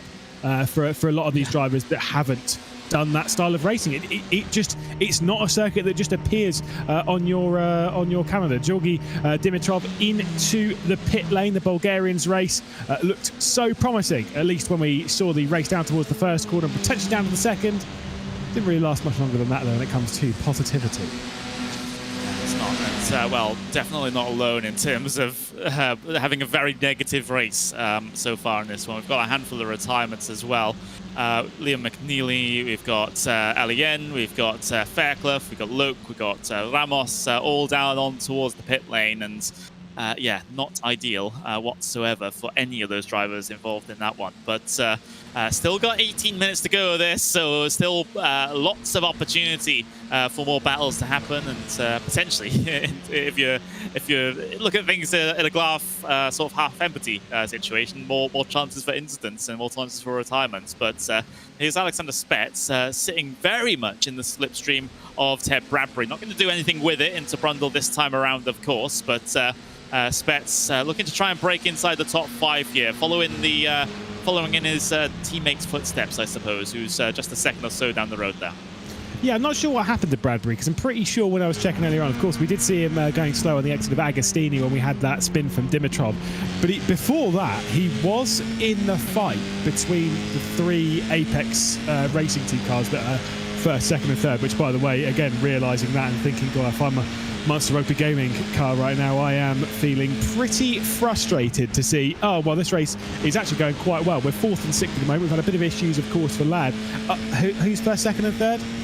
Yeah, of course it is. It just had to be. And it is the 1-2 at the moment for the Apex Racing team. So when it comes to the team points, when it comes to that thing that we're really focused on in this championship, the team side of the competition, right now things are looking very good for the Apex Racing team. But I did say, we've got half of the championship left to go, just 2 rounds after this, though. Don't count them out. They are such an experienced team between Berryman and Fluke. They'll be right back in. Look at this, those Spets and Bradbury continuing on their fight. Although going back to the point, Monster Rugby Gaming, they'll be happy, well, at least that they're not... Well, they carried a buffer between themselves and the main Apex Racing team coming into this one. They were about 25 points ahead of them. That's going to be pretty much all swallowed up by the end of today. That is for certain. It's just a matter of how the mathematics works out for them.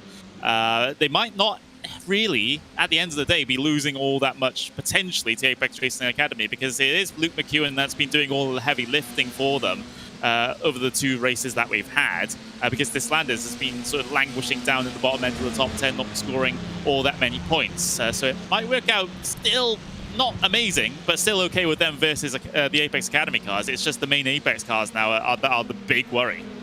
Yeah, it's going to be very tight towards the top of the championship. We don't know exactly where the points will be, but I can take a wild stab in the dark that we're going to have a new champion leader on the team side of things, and I would say it would probably be the Apex Racing team proper, as much as they are a fair way back on the team side of things. I think they are doing enough to get away, and the only question will be if McEwen could get past his teammate of Fluke and Berryman, that might just halt the charge of the Apex Racing team proper on the team standings. But again, after we had that chat with Berryman earlier, they don't really care.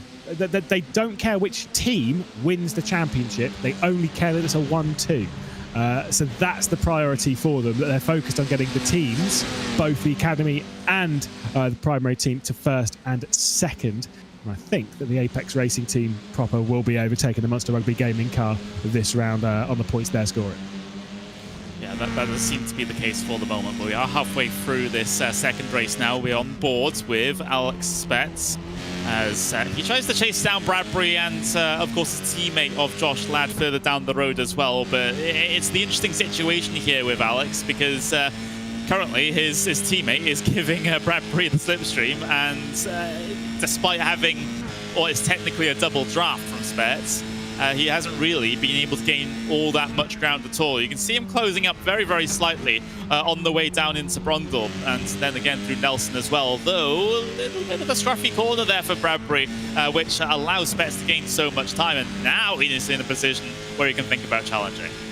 The thing is with following a car around here, the reason what makes following a car around here so difficult is that, I mean, just look, as we were riding on board there, how much reference do you have? Basically nothing. You have no reference as to where the track really goes. It's so flat around here. I mean, this is one of the circuits in the UK that, again, as we've seen with quite a lot of circuits, like Silverstone and Thruxton or whatever, back in the 50s was made basically using a perimeter road of an airfield, an old RAF airfield. That's where a lot of these circuits typically come from in the UK. And so what that means is that being so flat and to be honest so open is that there is basically no reference to what you could do. So when you're sat behind someone to pick out those turning points, whatever, around here, honestly, it's so tricky and it's so irritating because in practice, I'll also say you genuinely don't know why you're struggling to follow someone. You're sat there being like, I don't understand why it's so much harder here than at like Alton Park or Knock Hill. And it is purely down to the amount of reference that you have, which, like I say, is nothing.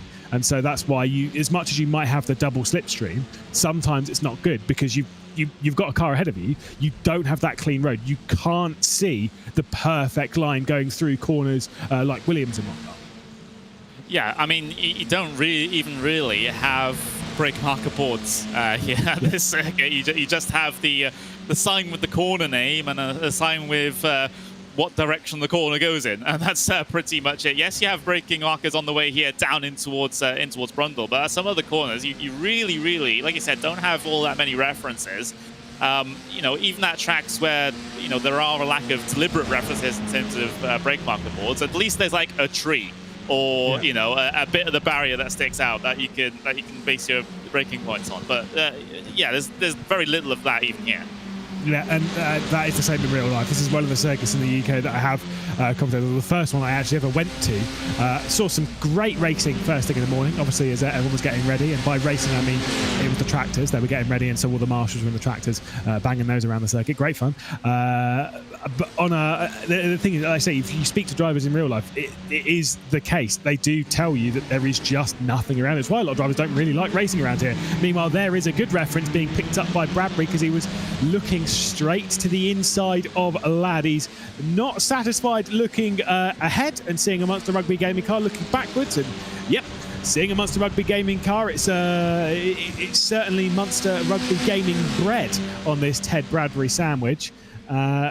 He wants to get ahead though. He wants to escape that and make his way to the front of the screen.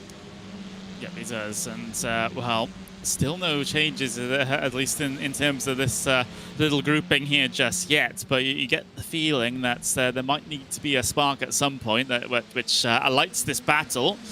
And, well, Bradbury getting close to the back of Josh Ladd will certainly help the cause here. Ladd has to be careful about pushing so wide coming out of Williams, and, because the grass is certainly, at least when it's dry, a lot more punishing here on iRacing compared to what it's like in the real world. And no, Josh Ladd, is that letting Bradbury through? Did he have a slowdown penalty from somewhere? Oh, whoa. Bradbury all out of shape. Oh, holds on to it though. Hot damn, that was scary from Bradbury. Looking for his best round of the championship, and he threw it all away right ahead of the two Monster Rugby gaming cars. I think there was a little bit of letting him go, just in the sense of, right, you go and wear out your tyres, mate. There's 10.5 minutes left to go. Let's not risk anything too much. 5th and 6th. I mean, think about it realistically. 5th and 6th is still decent in the points. It is not great. It is not amazing. You'll be losing ground, but you'll be keeping in touch challenge-wise. Meanwhile, if you try desperately to hang on to 4th, the swing is 2 points, right? Is it necessary for you to hang on? Now, I'm sure towards the end of the championship, you might think, oh, there was 2 points here that we lost. But there are other times where you look at it and be like, yeah, well, there was 25 here, and there was 15 there, and 20 there, and there'll be more points lost than the 2 just here. So if that is a potential just letting through to reduce the risk, very smart. Again, playing the long game championship-wise, whilst yes, we're coming down to the meaty end of this championship, the pointy end, still a respectable attempt. Never mind.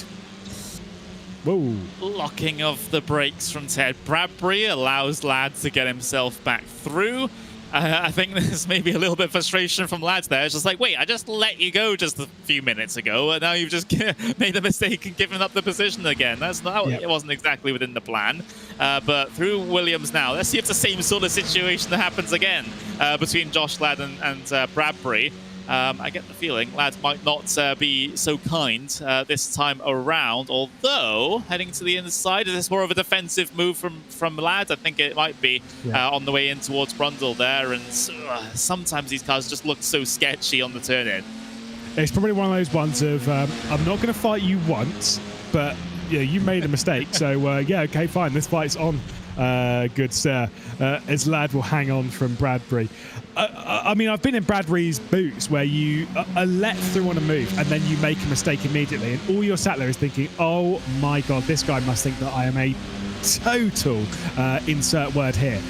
You're going to be, yeah, right. You're going to feel terrible, and then you know that second attempt at going for the move, you know it's not going to be easy. You know they're going to fight, and so it's sort of like, right, I've had my easy attempt. I'm not going to get one again. So this time you've got to work for it, and this time he does to the inside of the Wilson hairpin with a bit of a send. Again, Lad playing the longer game with that and just leaving the door open just a touch, as Bradbury will retake over fourth position. Hopefully, will last longer than 7 corners ahead. For him, anyway. So that YRDA Arden car back ahead of the 2 Monster Rugby gaming cars. There's a battle going on elsewhere on circuit as well. There's Will Chadwick, Ethan Critchley, and Peter Harrod involved in well, further behind those group of cars that we were watching and actually continue to watch on the live pictures here, Bradbury, Lad, and Spets. So there are still a few other places you can look at in terms of battles here. You also got potentially the race lead, but I doubt the Apex Racing team cars would be in too much of a mood to fight it amongst themselves, especially with what they've been saying in interviews and some such. So not expecting all that much to happen up there. But for here, for P4, and of course for P9 as well, then, well, potentially more action on the cars for these final 7 minutes. Oh, Bradbury, another mistake. Oh, no. He really doesn't want that P4, does he? It's about 7 corners again as well. Oh, dear.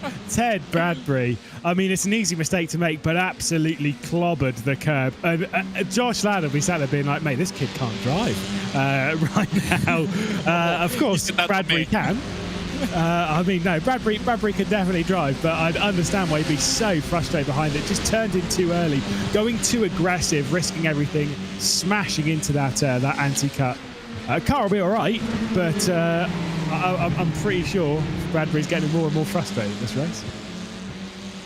Yeah, again, it could be one of those psychological things where he's just gotten himself stuck in a rut now, and with all of those mistakes piling up on top of each other, the more mistakes you make, and, well, the more mistakes that might happen a little bit further down the road, because you got yourself into a bit of a bad mindset. But here's the front 3 cars. We've got 2 Apex Racing Team, 1 Apex Racing Academy. And, you know, despite them being oh so close out there on circuit, like I said, I doubt there'll be any fighting going on between these 3 at the end of this race, because it's a big team effort for Apex Racing Team. They don't want to ruin that and don't want to risk it by having their 2 or 3 drivers come together and gifting points away. So unfortunately, I wish I was wrong, but unfortunately, I think this is going to be a bit processional here at the very front until the end. No, I agree. I doubt there is anything that will happen there. They'll more than happily just take the 1, 2, and 3 again, whilst they are saying, you know, the drivers' focus, drivers' championship-wise, will be towards Luke McEwen, but realistically, they're not really too bothered about it. Ethan Critch. What's happened to Ethan Critch? Because he's further, like, he's been cycled further down the order. He must have had a moment out there on circuit to cause that. Here's a replay. Tracking out. Oh, he was starting to lose the car even before he got too wide.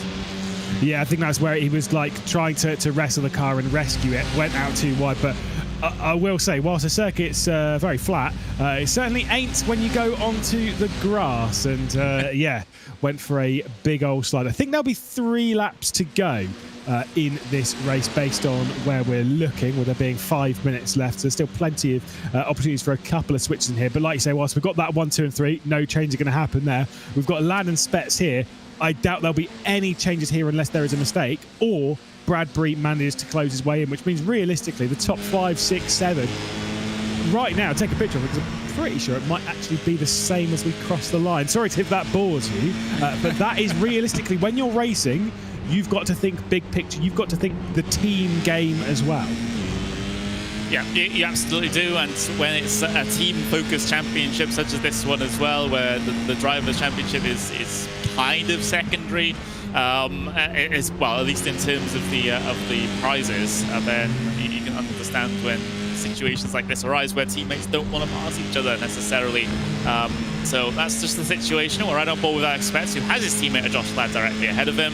Again, it's about damage limitation here at the moment for Monster Rugby Gaming, and this is about as good as they'll finish, I feel, unless there's drama toward the very front, which we feel is very unlikely here for the moment. So potentially looking forward already to that next race at Silverstone. Yeah, I will say, if this was a driver's focused championship purely based on that, I actually don't think much would be very different here. I think the Apex Racing team might have allowed McEwen to have passed, but potentially not even that. That would be the only real switch. The only real thing that would be different would be the amount of pressure building on the Monster Rugby Gaming team's shoulders. Alex bets you need to keep your eye on the road, not on your mirrors, good sir. I think Bradbury has had a spin in the final corner because he was right on the rear end of Spet. I think he's had a half spin, and I think that's what distracted Spet because the gap is now over 2 seconds. Yeah, and now Bradbury has McAuliffe to be concerned about as well, in the number 71 car, who, by the way, like, while we've been talking about other battles, Ryan McAuliffe, he's gained 13 spots on where he started. Yeah, absolutely brilliant job. Like I said, I've been thinking there's been a few mistakes and a few positions gifted, but you don't get gifted all of those spots. He's clearly worked quite hard to pick his way methodically through the grid and might well gain another one to grab a 6th place finish if Bradbury's going to be struggling. If he's spun at the final corner, he will have overheated his tyres in that scenario alone, let alone the entirety of the 27.5 minutes that we've already run in this race. And there will be one more lap after this, so it's going to be a tough run through the 4.8 kilometre circuit for Bradbury to hang on from McAuliffe. Yeah, very, very difficult indeed, trying to hold off from a driver who has done so well in this race so far, be it with incidents happening to other drivers or passes out there on circuit. McAuliffe looking for another one on the way down in towards Brundle, but not able to get significantly enough alongside. Bradbury is having a tough time holding on to that car now, whether or not that be due to overheated tyres or not. This is going to be very, very difficult to try and keep Ryan McAuliffe behind onto the final lap after we get through this final corner. Yeah, certainly. Oh, and there is another wide run from Bradbury, and there is a simple move from McAuliffe. It's certainly not done yet, though, because I know Bradbury will be fighting his way back through on this last lap. Yeah, absolutely. But, you know, does he even have the tyres to be able to do this at the moment? Because it seems like every corner that car is wanting to step out on him. Through the exit of Rich is actually relatively stable, but now he's going to dive towards the outside at the Wilson hairpin. Another little puff of smoke from that front right as he locks up the brakes slightly down into there.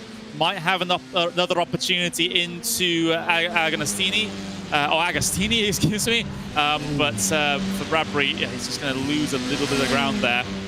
Not exactly going to help. So now he's going to potentially be looking at a move into Brundle on the final lap, unless he's gifted an opportunity here by McAuliffe, as he's gotten himself a little bit of a slide out wide there, has the 71, and put himself back under threats. And look at the run from Bradbury. He's got a fast race car, and he knows how to negotiate this circuit. It's just been too many mistakes.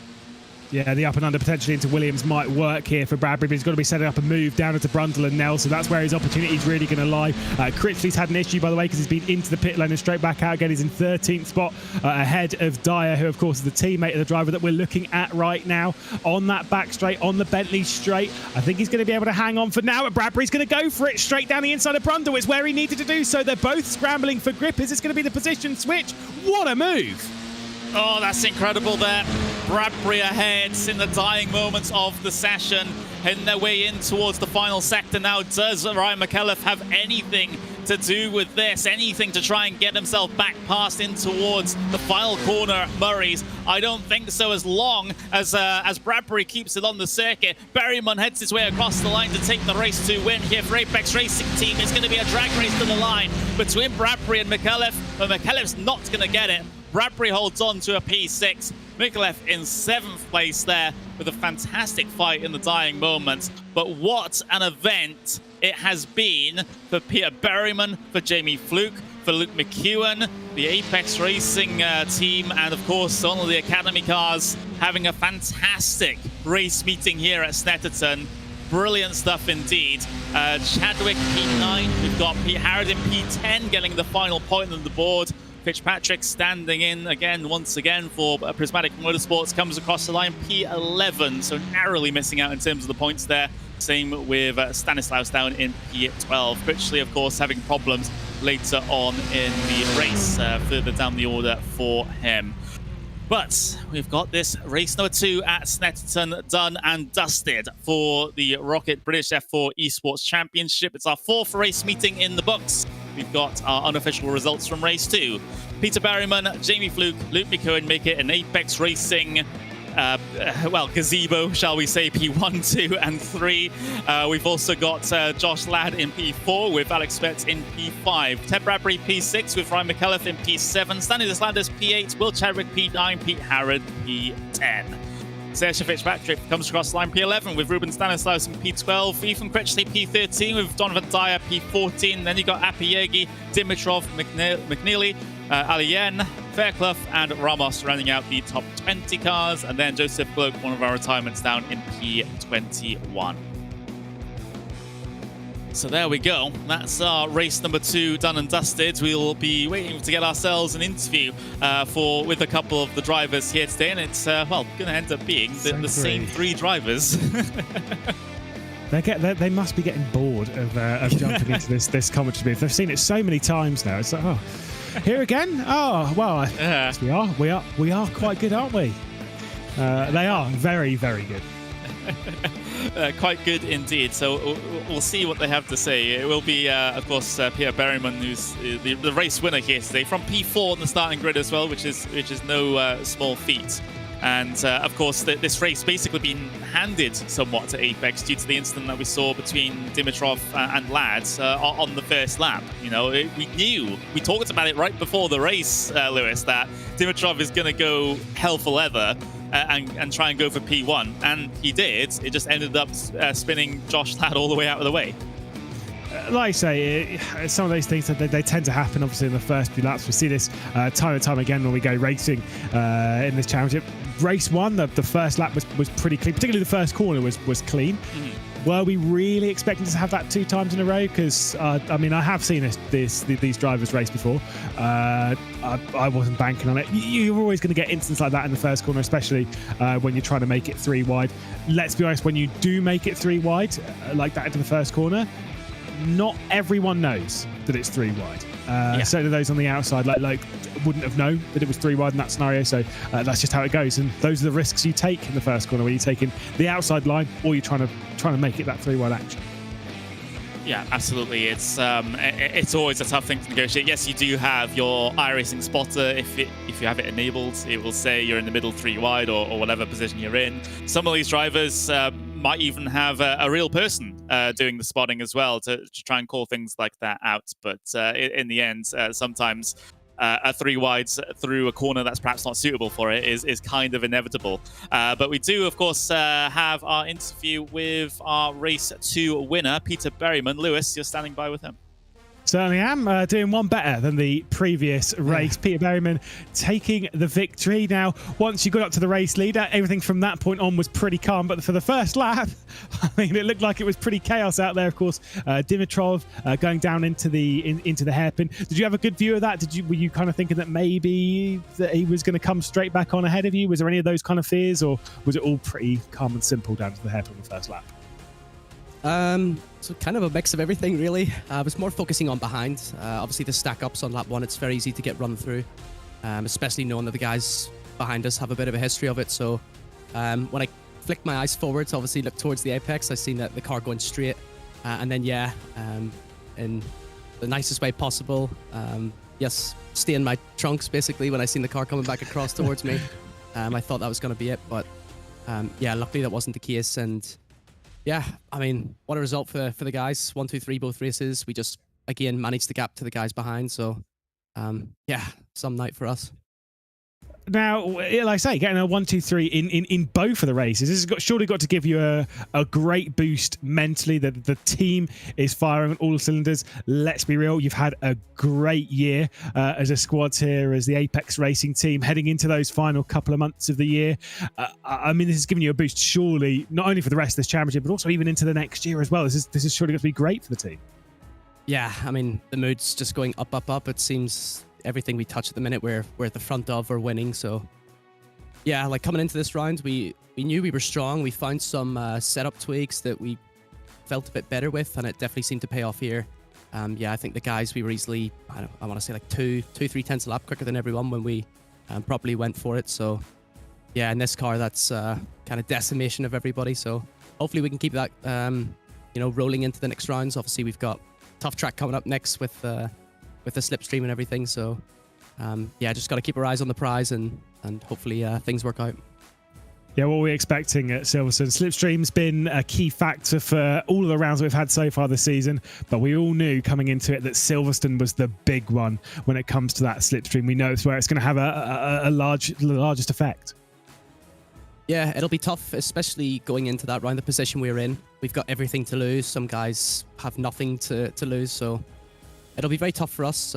Firstly, just the close quarter combat, but yeah, trying to manage that risk versus reward, and it's very easy to get shuffled back by being too careful, but you can also slightly overdo it and cause issues. So yeah, I don't expect it to be too nice for the drivers. It's going to be very stressful, but I think for the viewers, it's probably going to be probably going to be entertaining, to say the least. Wow, 2-time race winner of the season now, Peter Berryman. Thank you very much. What a great drive. Thanks, guys. And now we'll have Jamie Fluke, I believe, who I would assume after a 1-2-3, hopefully he's got his microphone unmuted. I can see it is unmuted, so we're all right. A 1-2-3 for the team, 2 consecutive races here at Snetterton. That's got to make you feel a little bit better, surely. Yeah, it's perked the mood up just a smidge. Yeah, no, I mean, the plan was to try and get ahead of Josh and Georgi, like really sharp, and wasn't expecting it to be quite as sharp as that, but you know, we take it. A good points day for the team all round, both drivers and team championship stuff. So yeah, we're in the hunt, aren't we? Yeah, certainly so. After like the first couple of laps of the race where you got into that 1-2-3, you'd already started pulling away from all of those behind. I think you had Ted Bradbury close company for a little bit, but once his issues and whatnot, it was a 1-2-3 for you for quite a while in that race.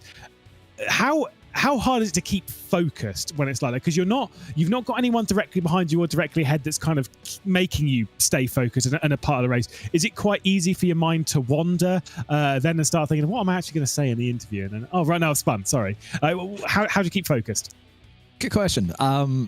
So I don't mind being in that kind of position. I've done a lot of pack racing type races and series and events before where I feel like I can get into a nice rhythm. As long as the car ahead and the car behind are consistent, then all I have to do is not outbrake myself or brake too early, and you just end up just managing the gap front and rear. So it's almost like a little game that you can sort of play with yourself to like just keep things as consistent as possible. Don't put the guy ahead under any stress, and don't do anything weird for the car behind. So no, it's fine to keep focused. I don't have too many issues with that, although in the past, if Kevin Ellis Jr. is watching, he remembers an incident in Porsche Taycan Esports Super Cup where it didn't happen that way, and I did lose my focus and cost us a big result. So, but yeah, those issues aren't so much of a problem now.